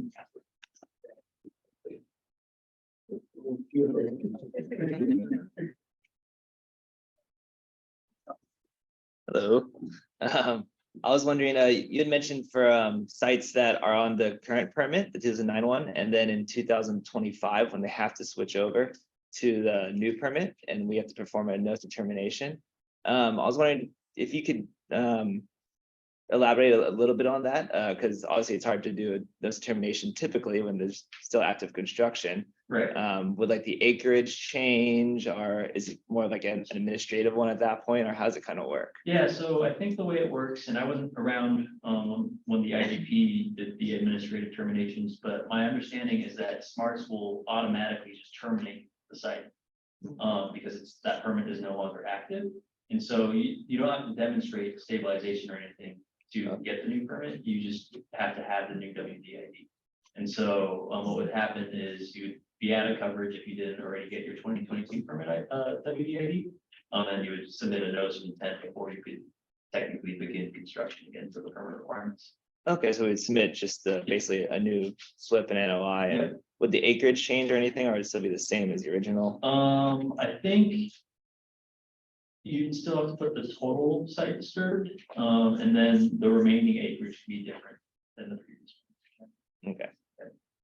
Okay, and we'll take one question from the chat. There we go.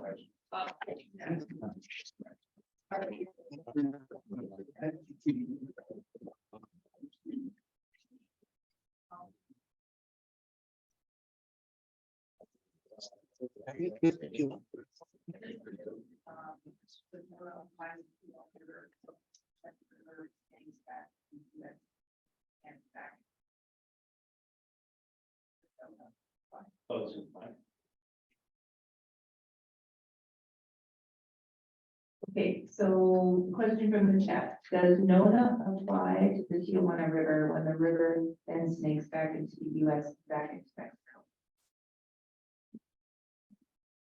Yes, it does.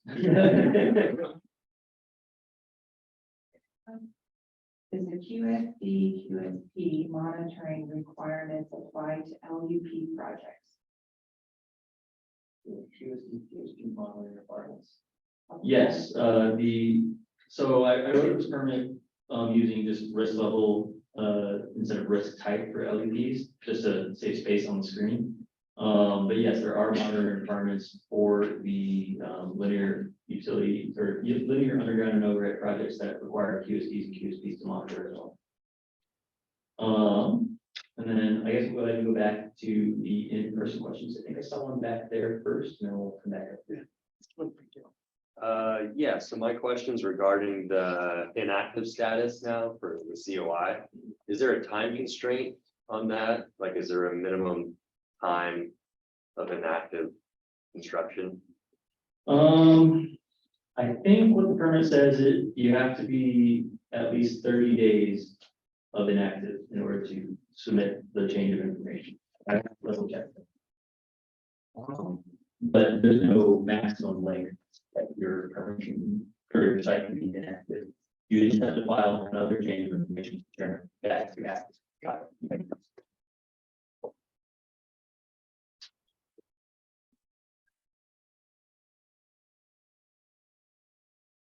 Good. So you mentioned that the CGP training team is working on updating their curricula for these new changes. When are those changes likely to be ready, and how can we access the curricula? It's a good question. I know we're actively working on the curricula right now. And I think we're pretty sure we're targeting fall. So it might be just after the effective date of the permit. But that's Do you need a treat? Oh my goodness. Well, it's the thing that's working with me. the Zoom is not muted. They do know. If you email me, I can look at my Like I notes. can see sucker written all over. Okay, sorry. It's very quiet. Thank you. Just wants to be. I have a question. Thank you.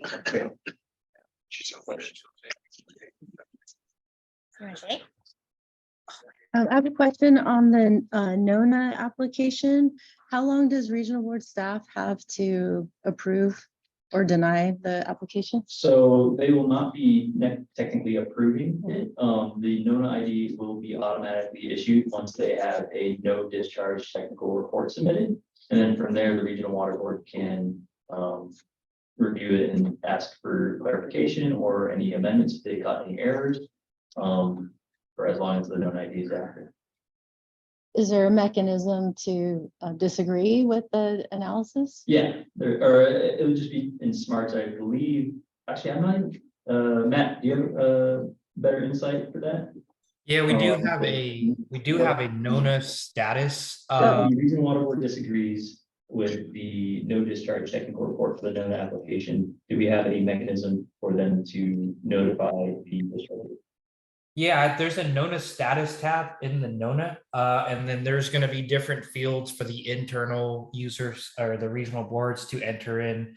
I think there's like more documentation required, and there's like other options like file, like not applicable, file for NOI, et cetera, et cetera. If you have any pushback on that, though, I would recommend just reaching out to the regional boards and then discussing. But you will be able to see the direction that the regional boards took as to why they approved or denied or rerouted you for that NONA in the NONA status tab. Okay. Next question in the room right here.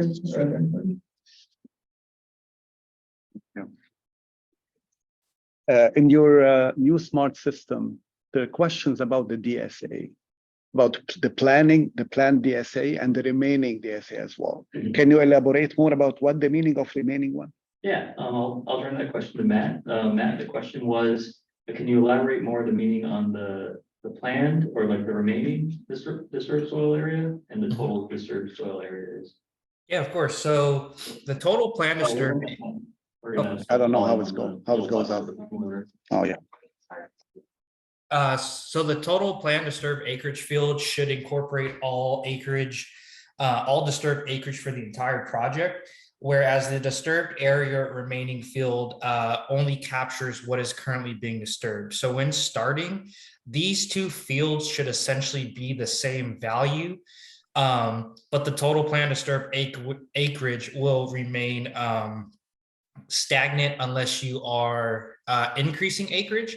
And then you can update the disturbed area remaining via COI by either decreasing or increasing acreage. So that's kind of what we're using to base that off of. So the total plan should incorporate everything, and you should only be able to increase disturbed area remaining. You can increase or decrease that acreage. Gotcha. Yeah, but the remaining will be changing all the time. So when shall be updated?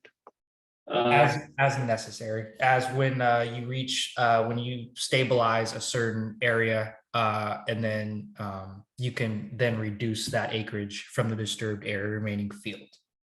Hey, Brad. Question linking to that, is there a mechanism in there for phase disturbances? So if the entire site's an acre, but you're only going to disturb 25 at a time, is there a way to input that? Matt? No, and we are kind of against having the phasing the project. There's even a question in the pre-application screen that asks if you are, and if you select you are phasing, we do give you like a little excerpt saying, we recommend you try to incorporate all phases of the project within the NOI rather than phasing it out. But Brandon and I know we've planned to discuss this a little bit more to see how we can try to incorporate that into SMART. So I'll make a note of that. All right, any other questions in the room?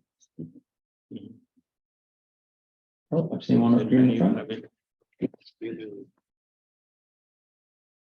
I know that defining water bodies of the US is a moving target.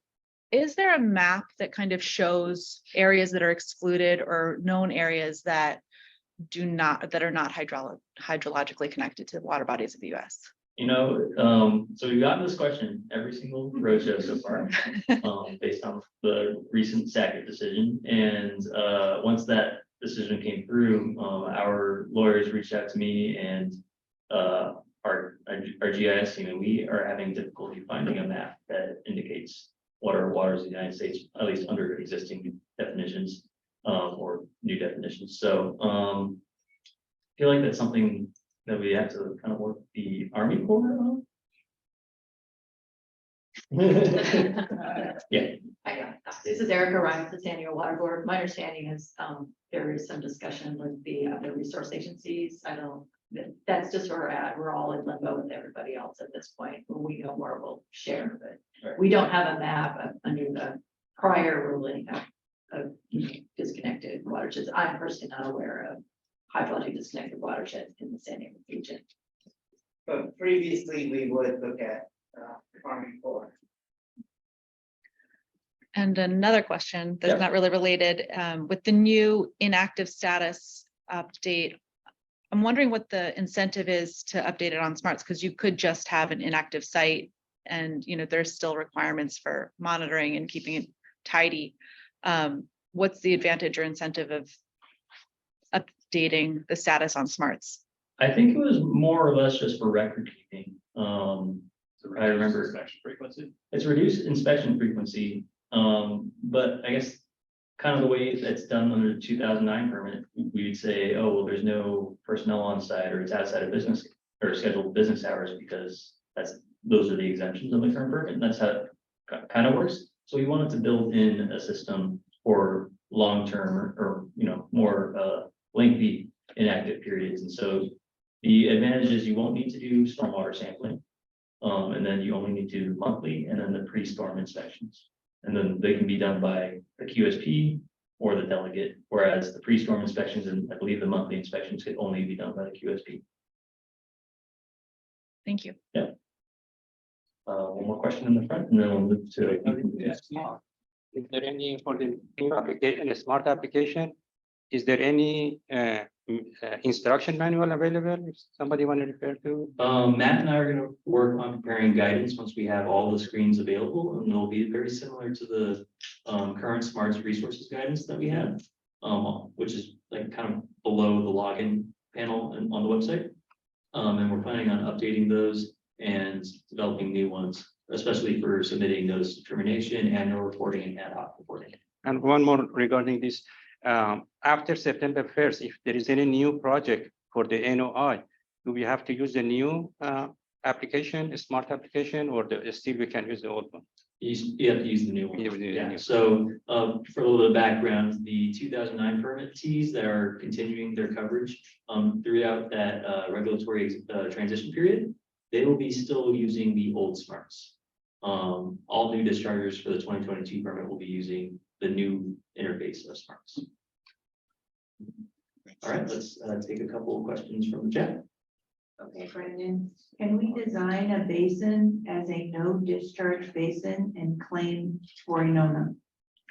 No.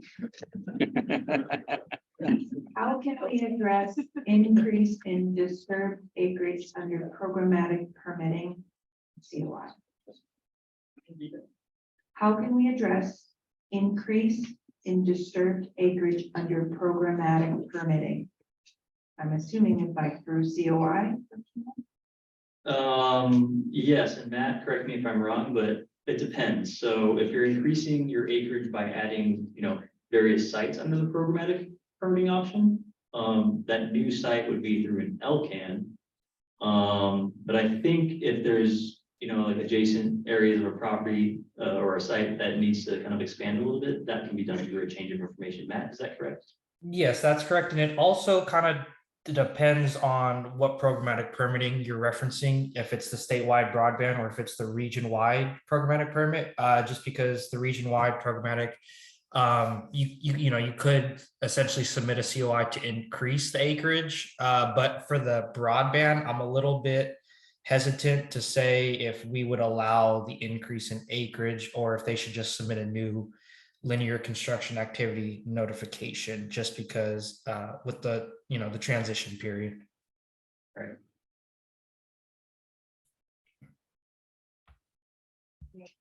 Yeah. Oh, sorry, I can't reach body. That's right. Sorry, it's weird being behind or in front of you.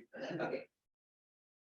Can we combine inspections when feasible to combine weekly and pre-rain, post-rain, etc.? Yes, so the new permit, I believe it explicitly states that there is kind of a double dipping when it comes to inspections. So if you have a rain event that's occurring during a given week, that will satisfy your weekly inspection if you do a pre-storm or a during storm. And it would also satisfy if it's done by the QSP, the monthly inspection. Okay. One more. And this is a little bit of got a little length to it. Oh. All right, so scenario, if a project is 0.75 acres, assuming all of it will be disturbed, and also includes an off-site staging area, stockpile area that's half an acre, which is greater than 1/4 mile away. Questions are, does the 0.75 acre project need 2022 CGP coverage since it is less than 1 acre? And now the 0.5 acre is no longer considered part of the larger common plan. So my answer to that would be no. So since both of these sites are separated by a 1/4 mile or more, they're not considered a larger common plan of development. Therefore, neither of these sites, because they are less than an acre of disturbance each, would require the coverage under the permit. Yeah, okay, because then it says, is it true that neither site will be required to obtain 2022 permit coverage? So Yes, it is. you pass. All right, let's go ahead and take a few more from the room if we have it. Oh, one in the back, I have a question. wait, Oh, sorry.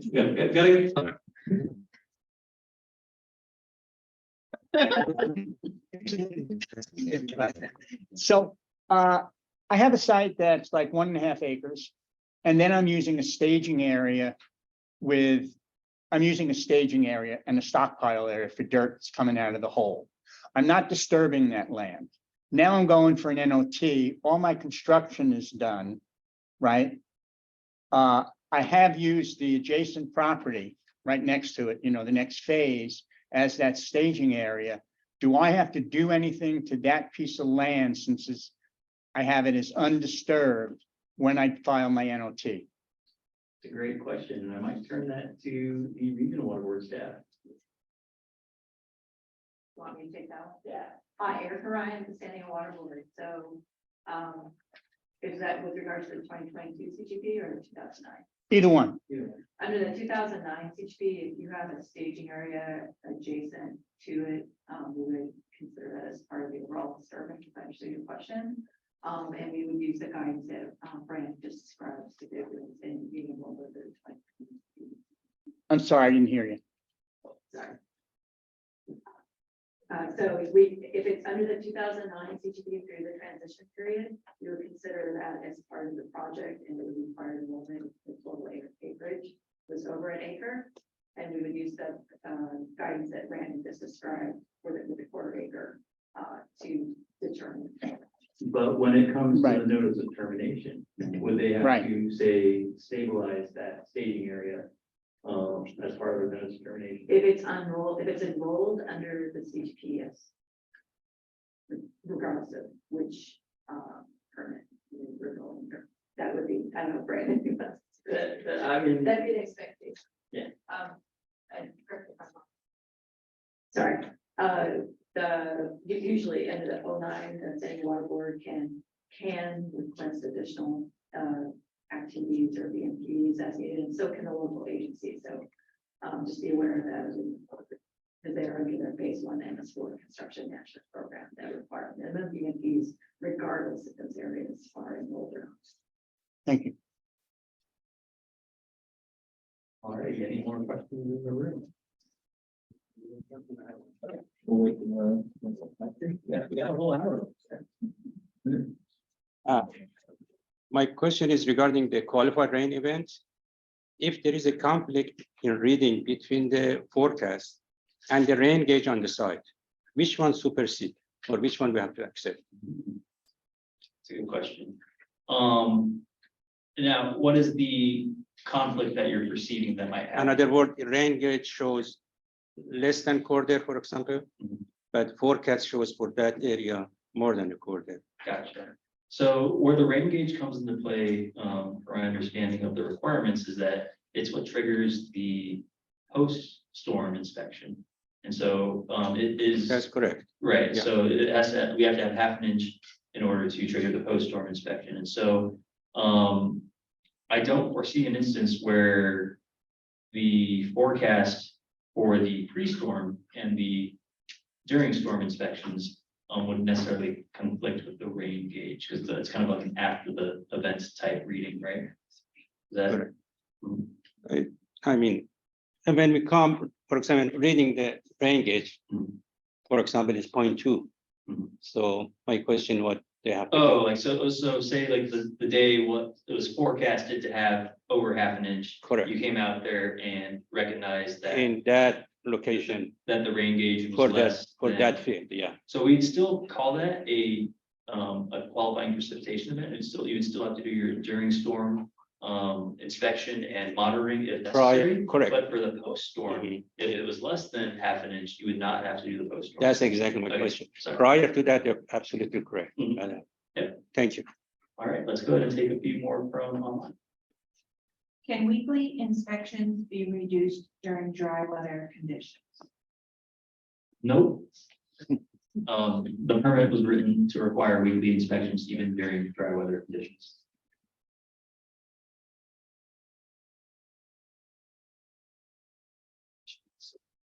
So clear is good. Yes. Are during and post qualifying precipitation event inspections required for LUPs, even if the municipality that issued the permit requires the discharger to bring the site back to pre-existing site condition, i.e. remove VMPs at the end of each workday in the right of way?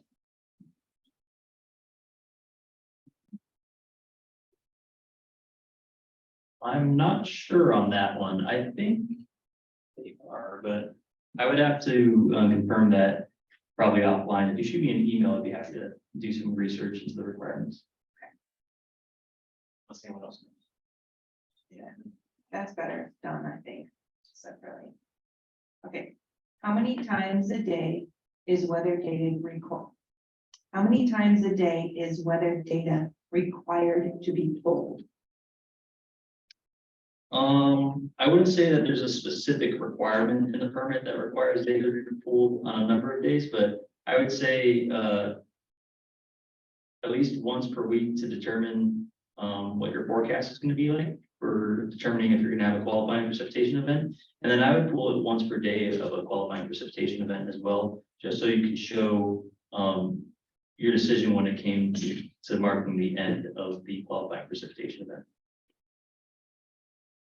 Go ahead. Oh, where's the bucket? I feel like we look at we just throw it in.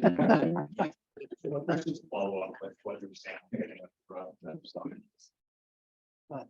So with that documentation, you're asking them to pull that weather information for that time period. Do you have anything where you're guiding them with telling them how they're going to document that? Or they take a screenshot? Are they going to keep that a record of that in some way? Right, so through the approach that I highlighted during my presentation, there's like a printing option for that, so you can just save a PDF of that, and they can just keep record of that for at least 3 years, is I believe our record retention requirement. And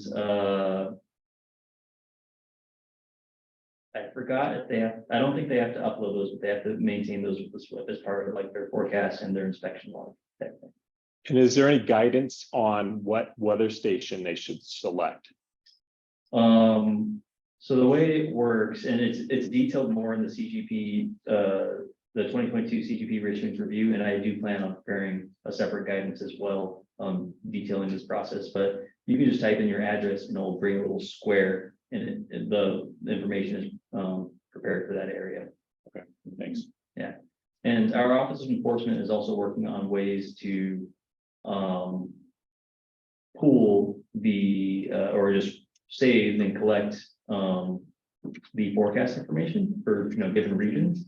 We're finding that it's a challenge because actuals are saved pretty readily by NOAA and the National Weather Service, but the forecasts aren't necessarily saved. So, or I mean, they are, but they're hard to find. And so we're working on that with the State Water Board's Office of Enforcement right now. So that's why, just as a double, just for security reasons, I guess we'd say, just maintain your records of the forecasts.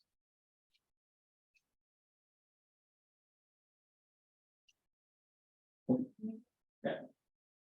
Can you define final post-construction plan? So the terminology final post-construction plan, when we were drafting the permit, kind of refers to the post-construction plans that the discharger prepares and submits to the phase 1 or phase 2 MS4s. And once those phase 2 or phase 1 MS4s approve those post-construction plans, we consider them final. And then if there's any late changes, those can be addressed through a change of information as well.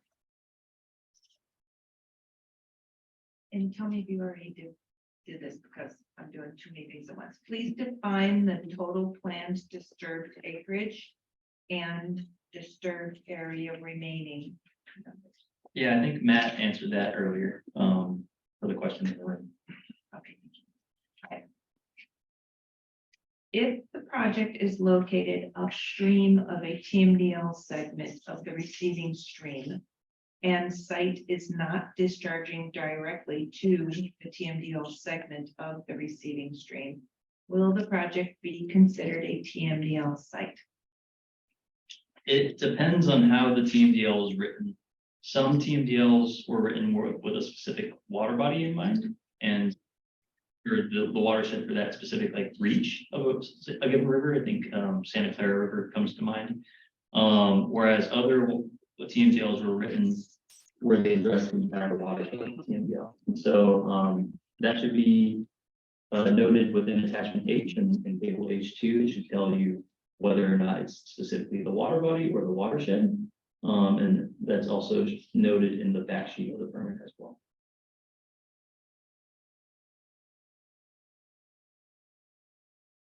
Does the QSD who prepared the SWIP need to be the QSD who does the site inspection for construction? Yeah, I think we've answered that one earlier today as well, and the answer is no, it can be a different QSD or QSD. Is there a review time limit after the NOT has been accepted for review? There is not. So once it is accepted for review, that 30 days goes away, and then the regional water board has as much time as they need to either gather more information or approve that notice of termination. But I think, you know, internal, I didn't speak for all regional water boards, but internally, we'd have our kind of like our internal processes for managing our staff to make sure that those get done in a timely manner.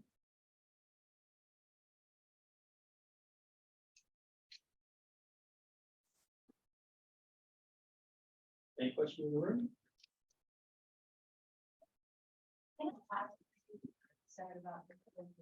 Sure.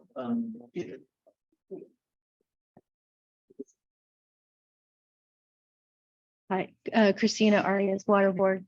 I just wanted to add on to what you talked about, just because, you know, our TMDL, like you, I completely agree, TMDLs are written differently based on different regions and whether or not the whole watershed or sub-watershed is listed. But I think that I can say for our region, we would interpret that if a segment is listed, you know, it has a TMDL in development, if there's a construction site upstream, whether or not it's discharges directly to that water body or it discharges through MS4 infrastructure, that we would expect that construction site list, you know, and have all the TMDL applicable requirements. Yeah, I would agree with that. Yeah. Okay, just wanted to make Yes, sure. thank you for the additional information. Any others in the room? Seeing nothing, this is about. Okay, just make it is going to be trying to get the presentation posted to the state board website. Kind of early on as possible, but it has to be made accessible, ADA accessible, which may take a little bit of time, but it will get posted there for everybody to review. Okay. One question says, why not specify design QSD and construction QSD to better clarify the roles?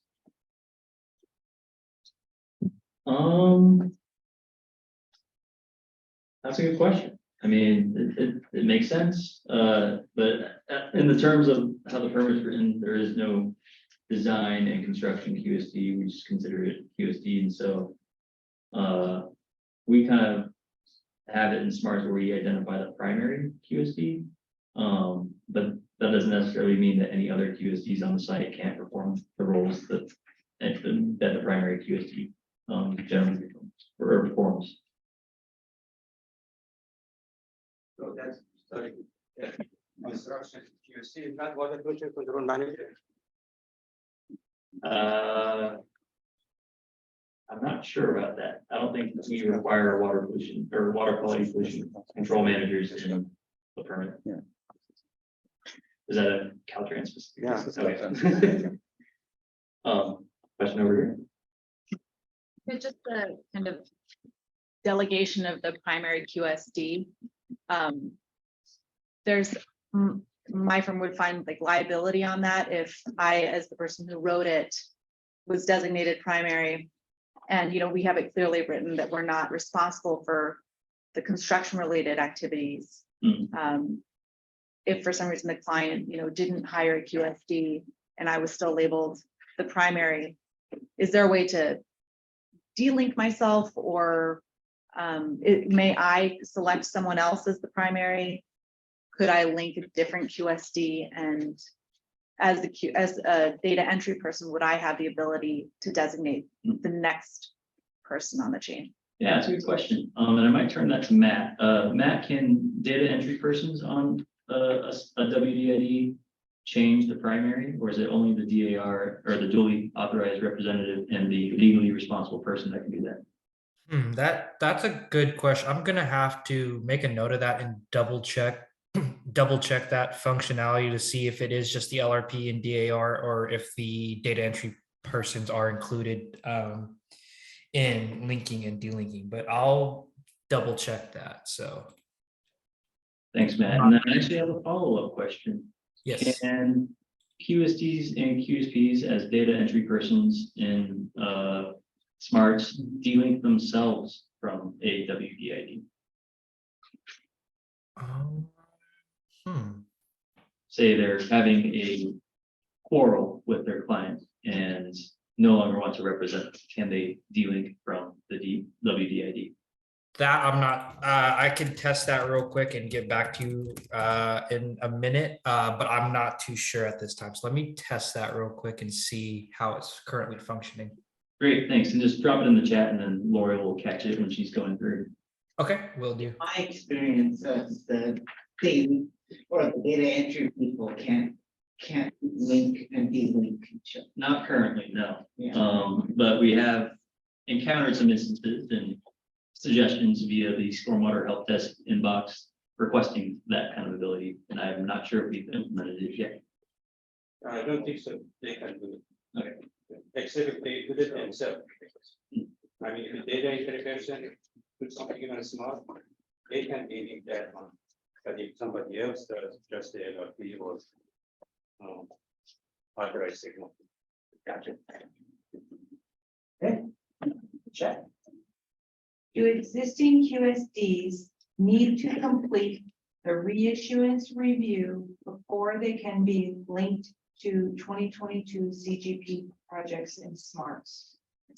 That is a great question. And the answer is no, they don't need to complete the 2022 CGP reissuance review, but we strongly encourage that review. Because the way we perceive it is that they have their QSP certification, so they can continue acting in that role. But they aren't required in the permit to recertify, or as part of they are required in the permit as part of their recertification process to complete this reissuance review. They just don't have to do it right away. So there might be an instance where a QSD renews their certification tomorrow, and they could technically go without taking the reissuance review training until 2 years from now. So we have a question, follow-up question in the back, delivering in the mic.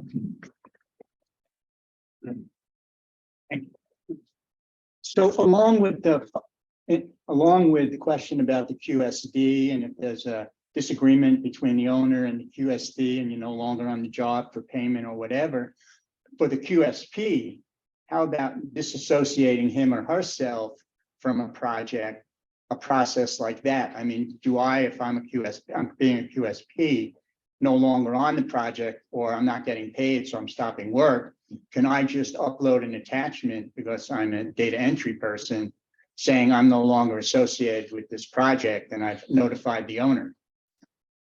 And then the LRP or thinker has to certify anything that's submitted, so. Right, yeah. Unless they do that, it's not gonna mean anything, nobody will see it. I think that's right. But we've had experience before where if you send us a letter, we have the authority to upload to the attachments. Okay, We would thanks. do that on your behalf. Again, it's good. It's good thought process, though. I think it's that people should be able to delink themselves, but not link others, right? The LRP or the approved signatory has to be the one linking anyone to their projects. But somebody who is a QSP or a QSD, if they no longer are working for that person, LRP, whoever, Yeah. they should be able to delink. I think that's a valid point. Yeah. Probably should be looked into. QSPs and QSPs are not slaves to their LRPs. So. Was the LUP third rain event photo log requirement removed in the 2022 permit? I believe it was, yes. Well.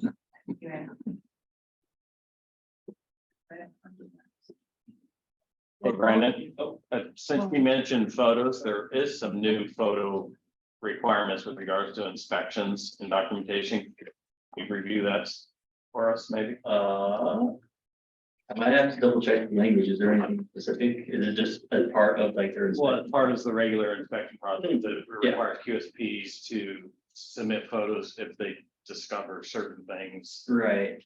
Does it say that they have to submit them in smarts or just retain them I on think site? just with their- retain them. Yeah, so what Russ is referring to is that our inspection checklist requirements, I think they're largely unchanged between the permits. Include retaining any photos or documentation of your discoveries during your inspection with your inspection reports with the on-site SWIP. And that can be electronically now. It's not necessarily a whole big binder you have to keep in your truck. Is the board planning to have SWIP template for the new permit? The board itself is not preparing a SWIP template. We did it for the 2009 permit, but it is something that is prepared by Caltrans has their own SWIP template. And that might be specific to their particular projects. And then the California Stormwater Quality Association, CASCA, also prepares one. And I believe that's coming out shortly. As well as a updated BMP handbook.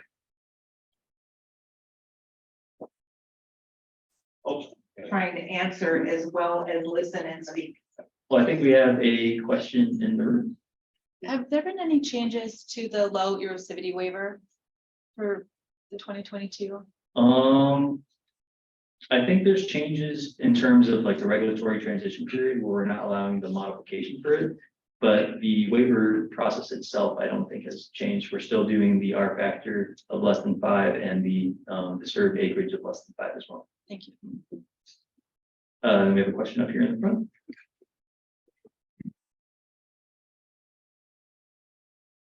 Question about the LRP.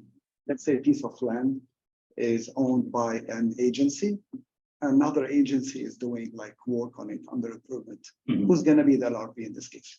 Typically, the LRP would be the owner of the land, but if they have like a leasehold or some sort of agreement, like an easement agreement, I believe the lessee or, the easement, the entity that's in there can also be the LRP. They have to have let's call it a real property interest, and I honestly do not know what that term means. I think it's a legal thing. All of the definitions are defined for who can be a legally responsible person. They're defined in the glossary of the permit. Yeah, but here the thing is who's gonna be liable? Let's say something happened. Does anyone with an enforcement experience have an answer to that? I can address that. Okay. With regards to the CGP and Frank jump in, it can be all parties as determined by the enforcement action. Frank, this is your chance to jump in at this point. I'll give this. Hold on, get the mic, please.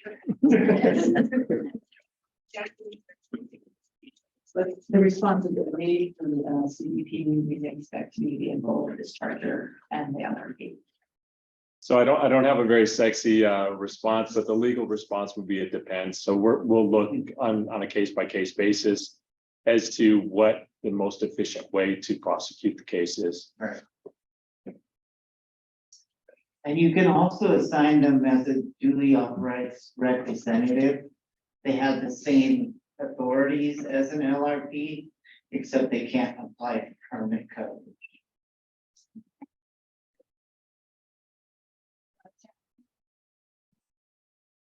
Question in the back, where's the? I have a question. for that then. Oh, okay. Can you address changing the start date in the middle of construction or construction start? Let's see. Address it in what way there? We often get. We often get requests to change the start date, and there's two reasons for that. So are there any changes in the 22 CGP? In the San Diego region, we have specific questions we'll ask. But I want to see if there's any changes with the ability on the smarts to change the start date. Matt might need to help me on this one, but I think that you would have to file a change of information with the change the start date of the construction. And I want to say that part of it is including a photo evidence with timestamp documentation showing that there was no disturbance prior to that, the new start date, I guess. That makes sense. That the answer. I appreciate that, but if you have specific questions, you can ask the San Diego Water Board, but I want to know if there's changes. That's good. Okay. Do you have a question? Did you raise your hand? Oh, no, sorry, I thought you raised your hand. What do we need to submit to SMART to prove that the site is in compliance with the post-construction requirements of the MS4 Phase 1 or Phase 2?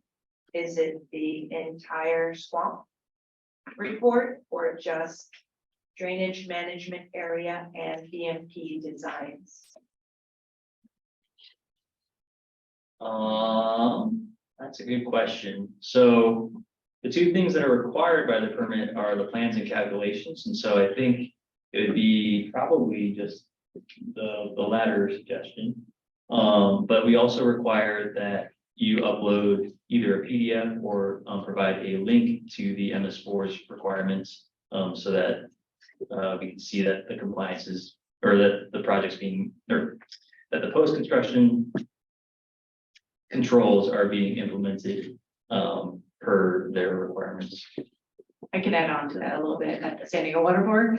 So here we will on occasion conduct an NOT inspection to confirm that they are part. It may be phase-based or it may be, you know, if you're taking out some areas or maybe the total termination of the site. So it may trigger an inspection from the San Diego Water Board. And then as part of your notice of termination too, we are expecting photos of those post-construction controls indicated on a final site map type thing and oriented in the photos oriented in the direction that the picture was taken. What is the QSD's first task when dealing with the site with TMDL requirements? So first, I would say that they would have to kind of truly determine whether or not they discharge to that watershed or water body that's listed in the TMDL, and that can be used, that can be done through the TMDL map that we're preparing, as well as kind of understanding if you're discharging to an MS4, that MS4 will have an outfall into the TMDL watershed or water body. And then the second step would be to do a thorough pollutant source assessment to identify any sources of the pollutant that's addressed by the TMDL. And so that might include having representative soil samples if, you know, it's a sediment associated pollutant, or understanding what kind of materials are being used on site. So if you have, you know, copper piping that's just exposed to rainwater, that might be a potential source. Or if you have sanitation facilities, that might be a potential source of bacteria in discharge. And so just doing a thorough review of the site and its materials for the pollutant source assessment is probably the primary after determining that you are discharging to a water that is addressed by a TMDL.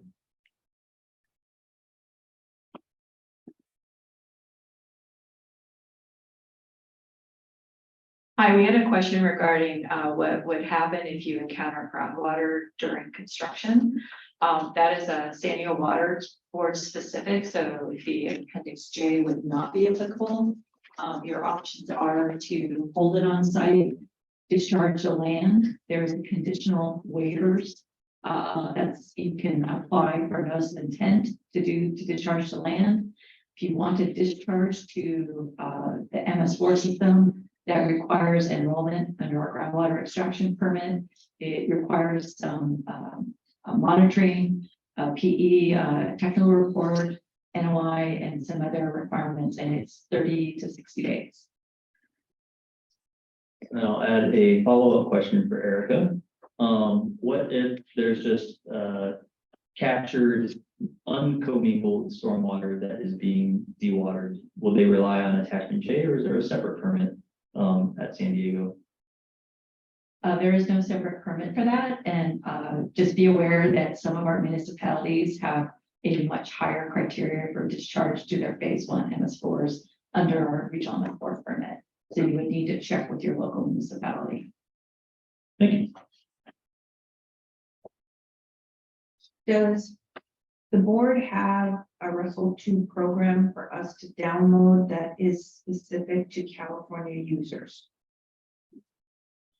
We do not, and so usually we'll point either to the USDA's Russell 2 or Caltrans's Russell 2. Ideally, in the future, it might be a fun project to work on and develop a state water board's version of Russell 2. But that is not, it's being considered as an idea. We haven't made any moves on that, and would need to contract out that kind of expertise.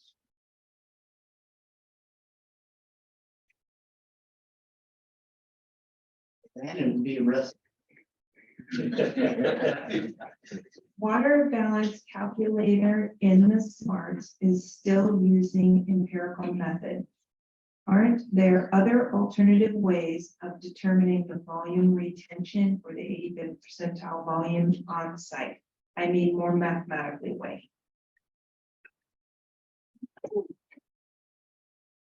I would say there may be other ways, but the way the permit was written, it only includes the requirements of the CGP, which includes the post-construction water balance calculator. And so I would say, for future reissuances, if you think there's a more appropriate approach to determine your water balance, I would recommend that during the comment phase, and we would consider addressing it then, or including it then.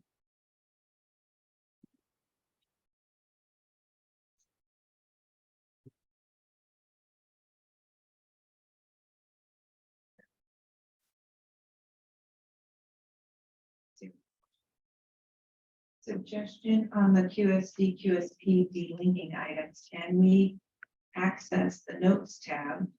Or is the notes tab just for board staff, I believe?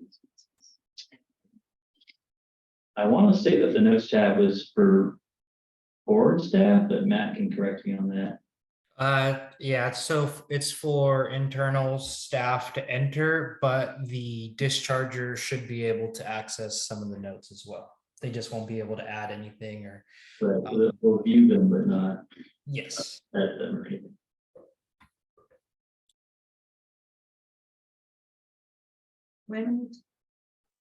When will the Casca fact sheets be updated and available? That would be a question for cash flow.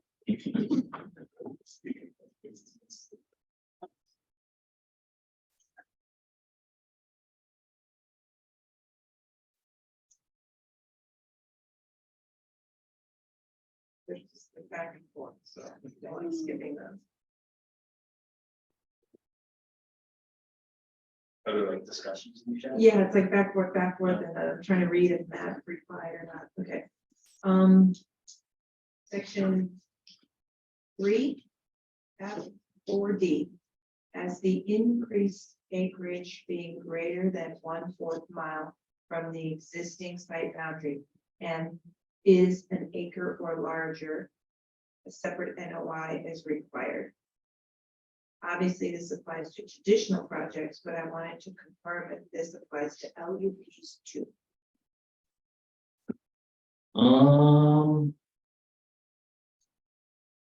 I believe it does apply to LUPs too, but with the advent of programmatic permitting, that can all technically be covered under, even though they're greater than a quarter of an acre apart, they could, or a quarter of a mile apart, they could have separate LCANs within their programmatic permit WDID for those non-contiguous sites.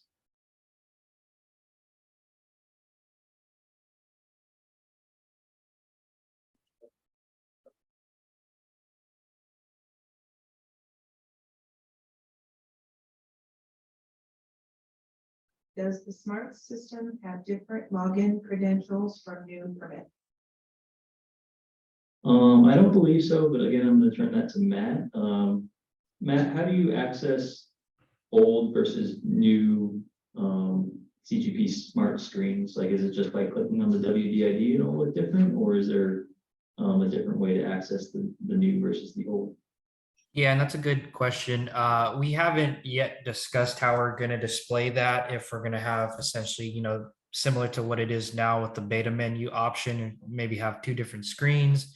But once that is finalized, we will let you know. So I will make a note of that, and more to come with that. Thank you. Can each LCAN project be prepared and worked upon by separate consultants?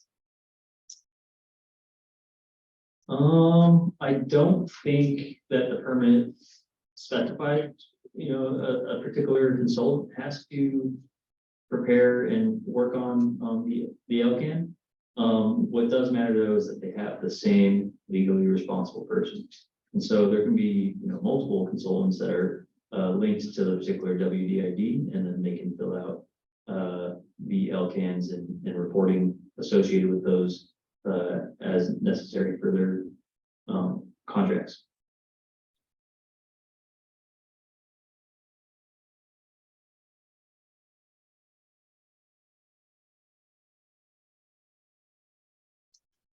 Got this question.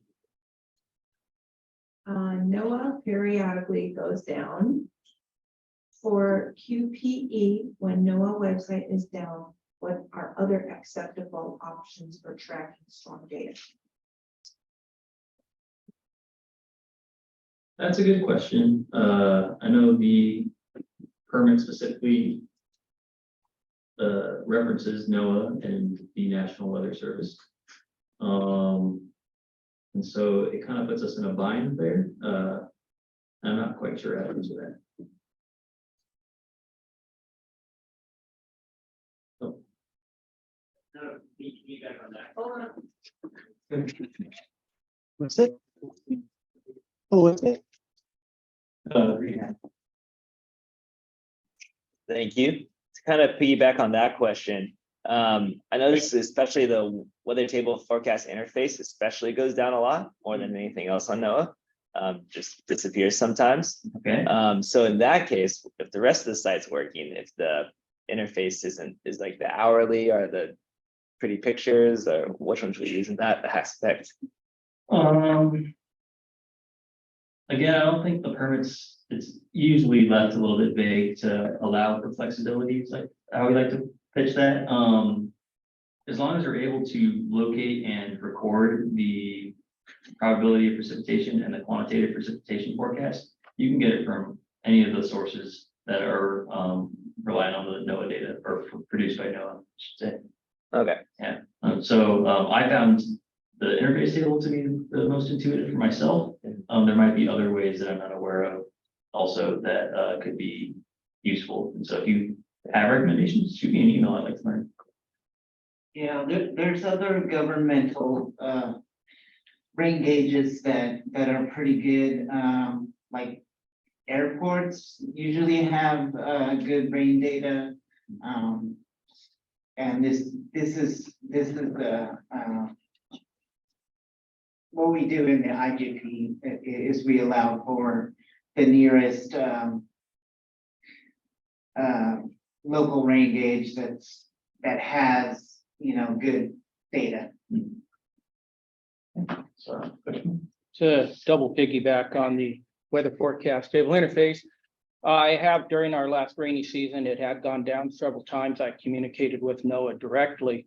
They were not aware that we had that as a state requirement with the water board. They did within a couple of days get that back up and going. okay, Came down again, communicated with NOAA once again. They got it back up and running. What Reagan had mentioned as well is airport data, METARs, meteorological aerodrome reports do go a range of 6 miles from the airport. So that's NOAA data as well. So I would think that that would be sufficient. yeah, that's a good point. Thank you for adding that, Reagan.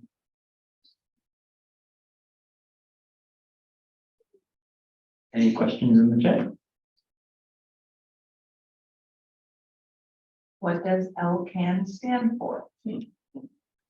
Linear construction activity notification.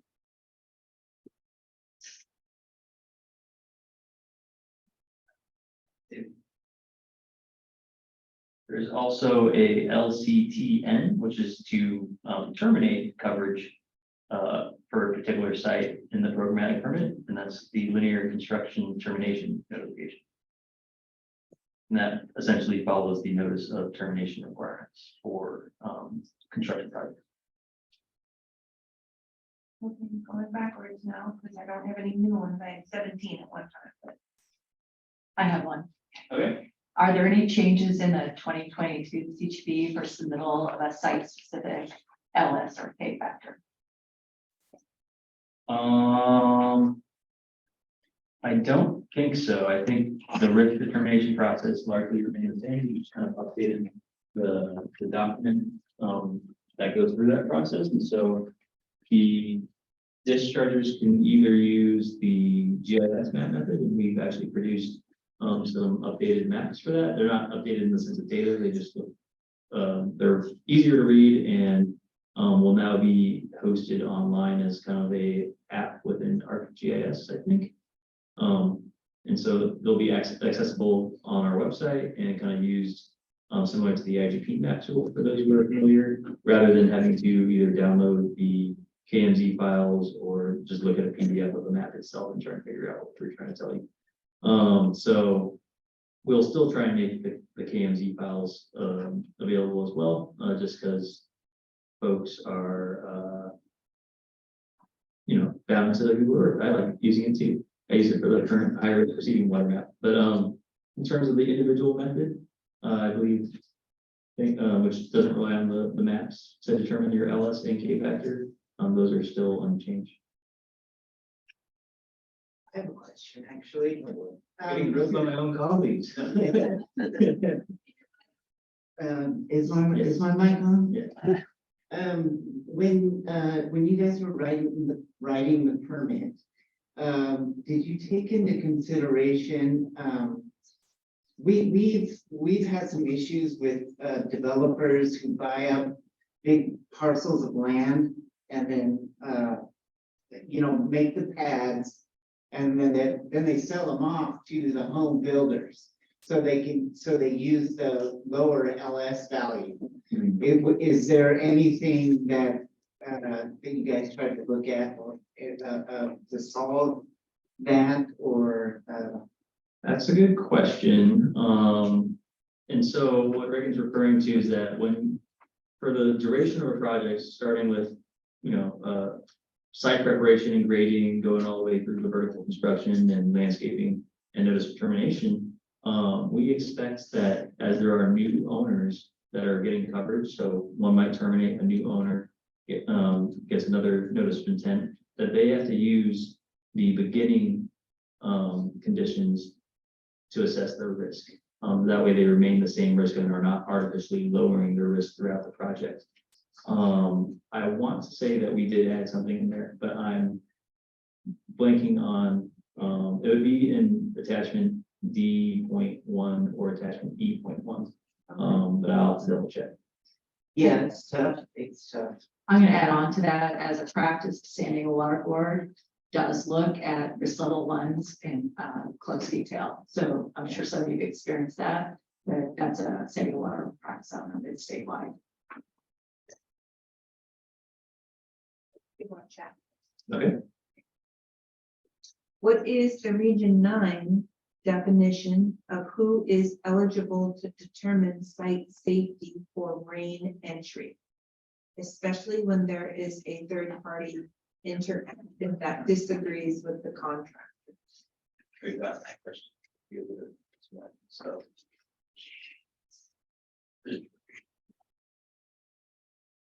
Is it with monitoring? Yeah, it's state exception. So I will just say document. One of the, you can shoot us an email. We can try and walk through. Those are, site case by case situations. Generally, we did with the large rainstorm events we had. Just saying that there was a NOAA advisory for the entirety of Southern California is not adequate. I'll just say that. But if there's an actual real reason at the site that you cannot access, things happen, give us a call or email and we can see what we can do to document that. Yeah, a great example would be, a site shut down for either safety or accessibility issues is just taking a picture or having the third party take a picture and provide that as documentation in their message to you that saying that it's not accessible and therefore you're exempt. This is a great question. Can we utilize cloud-based computer software to prepare site inspection reports? There are a couple of programs which claim to be compliant with the board's inspection requirements. I get a lot of emails from some of the folks that are developing those and the direction that we're trying to take the permit is to be a little bit more technologically savvy, and so we're more open to having your updated SWIP kept on a tablet as a PDF or your inspection logs kept on a PDF, and so we're not going to necessarily prohibit that a cloud-based app for the generation of inspection and monitoring reports. We're not going to necessarily prohibit that, but it is up to the discharger to ensure that those reports are compliant with the permit requirements. Well, we've actually started a pilot project. It was a statewide subcommittee. I was the representative from Region 9, but Pavlova from Region 4 from the LA region really pushed this thing forward. So we're testing out tablets. We have 2 here, and then there's more throughout the state. And so we have a program on here where you would take pictures, answer questions, and then it'll pop out a report. So we're trying to use these to get things done. We got, especially with the SB 205, we have a lot of dischargers and a lot of inspections to do. So, yeah. And my understanding of those apps is that they're highly customizable. When I use them in consulting, if we needed to add a new field or we're lacking something that was required by the permit, we just contacted our vendor, I guess, for the app and got that changed. Russ, you have a question? Yeah, actually, I guess a request for clarification. Going back to the couple questions ago regarding the risk determination and the construction start date in an instance where there's a change of ownership. I'm not aware of anywhere in either of the CGPs, the 09 or the 22, where it actually says that you have to use the original start date when you're filing your NOI before you were the owner of the project. That would be having to assume somebody else's risk, and that doesn't make a lot of sense to me. It would be the risk determination would be based on your construction, not somebody else's construction. Am I wrong? I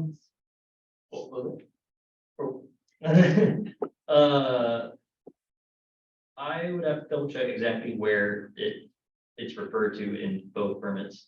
But the way I've always been taught, at least by my predecessors, is that you have to go from the start of. Yeah, I know, I've had this discussion with your predecessors before and others before, and nobody's been able to show me anywhere in the order or in the regulation that actually says that. And Is the first one terminated? in some cases, yes, in other cases, no. Like if it's terminated. Yeah, and if it's terminated, it's less of a question, right? Because it's clear. But in the example, I'm sorry, I don't know your name, Reagan, thank you. In the example Reagan was talking about, where you have developers oftentimes will go in and develop a site and then turn over finished lots to, or sell finished lots to a home builder, for example. They often stabilize those lots at the end of their done, temporary stabilization.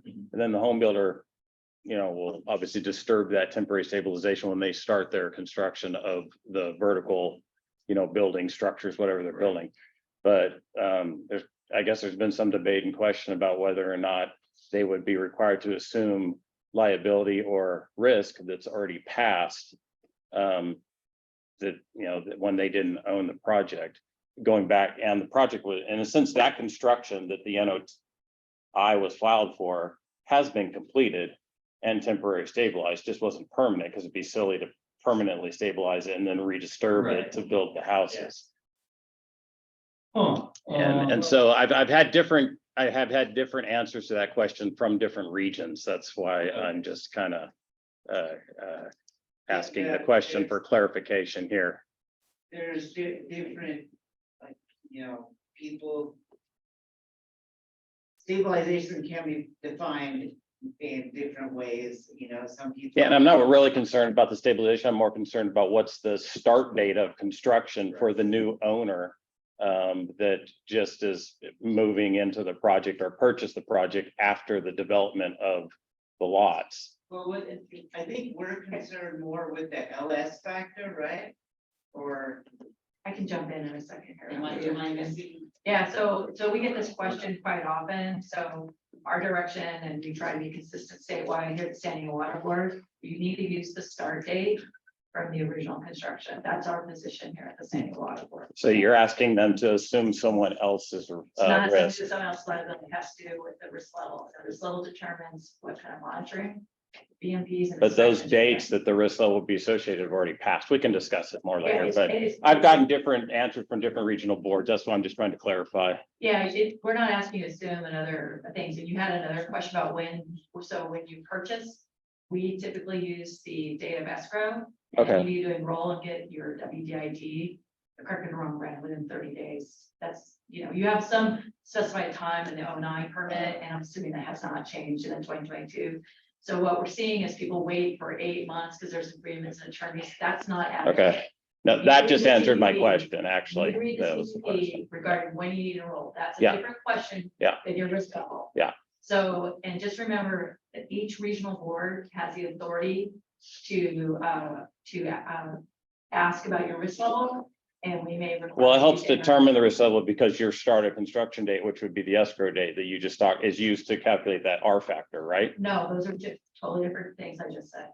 When you're required to enroll is when within a certain time period after you close escrow on the property, when you own the property. That's a different when you're required to enroll. The other question has to do with when you calculate your risk value when you're enrolling. That is dependent on the start date of when the original project. So when you have a mass created project that they turn over to guest builders, and we have a significant enforcement case that we also did this with, so that's why I'm pretty certain on that particular element. You need to use the original start date of the original development of those packs. Okay. And we will ask you that question. And to be honest, I have considered, because I've gotten this question a few times too, for future reissuances, seeing if there's a way to, find a common ground there. Like say something was technically they graded it, 5 years ago, and they finally stabilized it. So sometimes I've heard that we have to use the start date for that. And so, Well, I would think to her point, that would be totally different because there was an NOT filed and done. So it'd be a whole new project. I would say like, no, you start, you have a new risk and a new, sorry, I just might start date. So different determination. Right. Um, It's just, that nobody wants to go to level 3. And so we see all sorts of different ways of people trying to stay out of level 3. And yeah, I mean, that's, that's what it comes down to. So we have a few more minutes. Are there any more questions on that? Yes. Can GIS and individual method be combined to determine the site's risk factor? I believe so.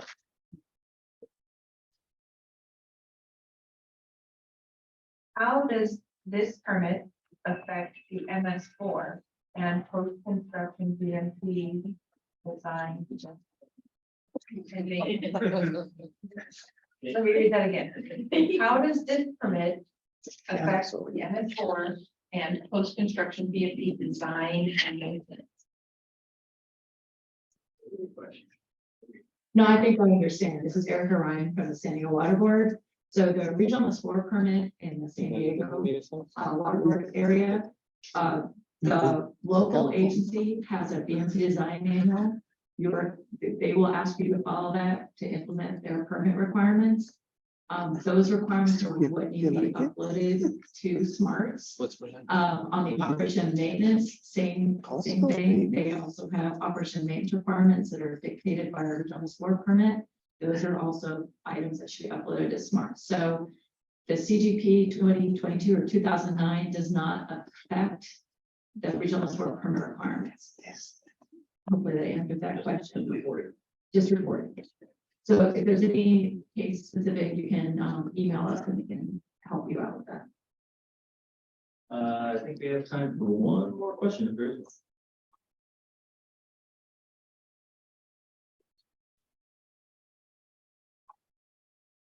So will paper copies of inspection reports need to be on site? Or can we use QR code for inspectors to scan? They don't necessarily need to be paper copies. They can have electronic copies. They just have to be able to be presented to the inspector upon request. And so if the QR code is functional and can be provided and will generate the report for the inspections, then that would be an acceptable method of doing so. Is it 5 years? I think it's 3 years. Can drones, CCTV be used for inspections and or NOT? I'll take that first. I'll start and then Laura can chime in. This is Erica Ryan, the San Diego Water Board. It depends on how close you can look at the BMPs on the ground and the site size. At times, it may be not an adequate resolution to actually perform the required inspection. So I guess at that point, you should reach out to us and ask that question. Lori, chime in because I know we do also conduct inspections by CCTVs. Yeah, so I'll pick up from where Erica left off. I think we would be open to it. I would appreciate you reaching out to the water board first, so we knew that that's what was coming, so we could check it. And as Erica mentioned, it would depend on resolution. Could we see what we needed to see in order to approve the termination? We would be open to that because Erica said we do perform. We have performed CCTV camera inspections. We've also performed inspections using drone images, not for termination in construction. It would have to be, we have used like a Google Earth, but only in the case of the construction is complete and it's extremely obvious that a McDonald's is built and we can see all around it from a Google Earth image. And then we may even use that as a substantial evidence to terminate a CGP site. We use it in the industrial program a bit more to affirm or deny NEC coverage, something from like a Google Earth image. Yeah, and this is kind of a response that's aligned with other regional water boards that I've presented at so far. And so it kind of just depends on if you're able to provide a thorough inspection using, and a thorough and clear inspection using the new technology. All right, well, it is 11:57 now, so we'll go ahead and wrap up this presentation. Chat away. All right, so what's next? There's now 6 more workshops left in the roadshow, and I encourage all of you to attend just in case different questions are asked, and you might want to hear the results of those. They will also be posted eventually on the Water Board's website, and you can listen to, not the whole first hour and a half or so of presentations and just go straight to the questions by hitting those recordings. As I mentioned during the presentation, the Construction General Permit Training Team has recently released the 2022 CGP Restrictions Review for new and existing QSTs and QSPs to take. CASCWA has actually posted the recorded modules on their website for anyone to view, but in order to go through and get that yes in the column and the lookup tools, and for your recertification process, you must do that through Office of Water Programs if you're registered through CASCWA. If you're registered through the self-registration process, if you're a PE or PG, that would be done through SMARTS. And we're still working on updating SMARTS to accommodate that. Later this summer, we plan on releasing the updated map tool. So the TMDL, the high risk receiving water map based on the 303D list from 2022. The 2020-2022 integrated report, and as well as the refreshed gate factor and LS factor maps. Then Matt and I are going to be working on guidance to hopefully assist those implementing the permit with kind of the expectations that we're expecting. And then Matt is also planning on doing some more SMARTS trainings. We did miss a few of the first workshops because SMARTS wasn't ready yet. For us to develop this presentation. But those SMARTS virtual workshops might actually be less of a slideshow and potentially more of either a recorded tutorial type thing or just a walkthrough live. So I look forward to those. Those will probably not come out until after the permit is effective, but I'll leave Matt to schedule those. So thank you for your participation today, everyone. It was really fun to come down to San Diego and meet all of you. I'll see you again sometime.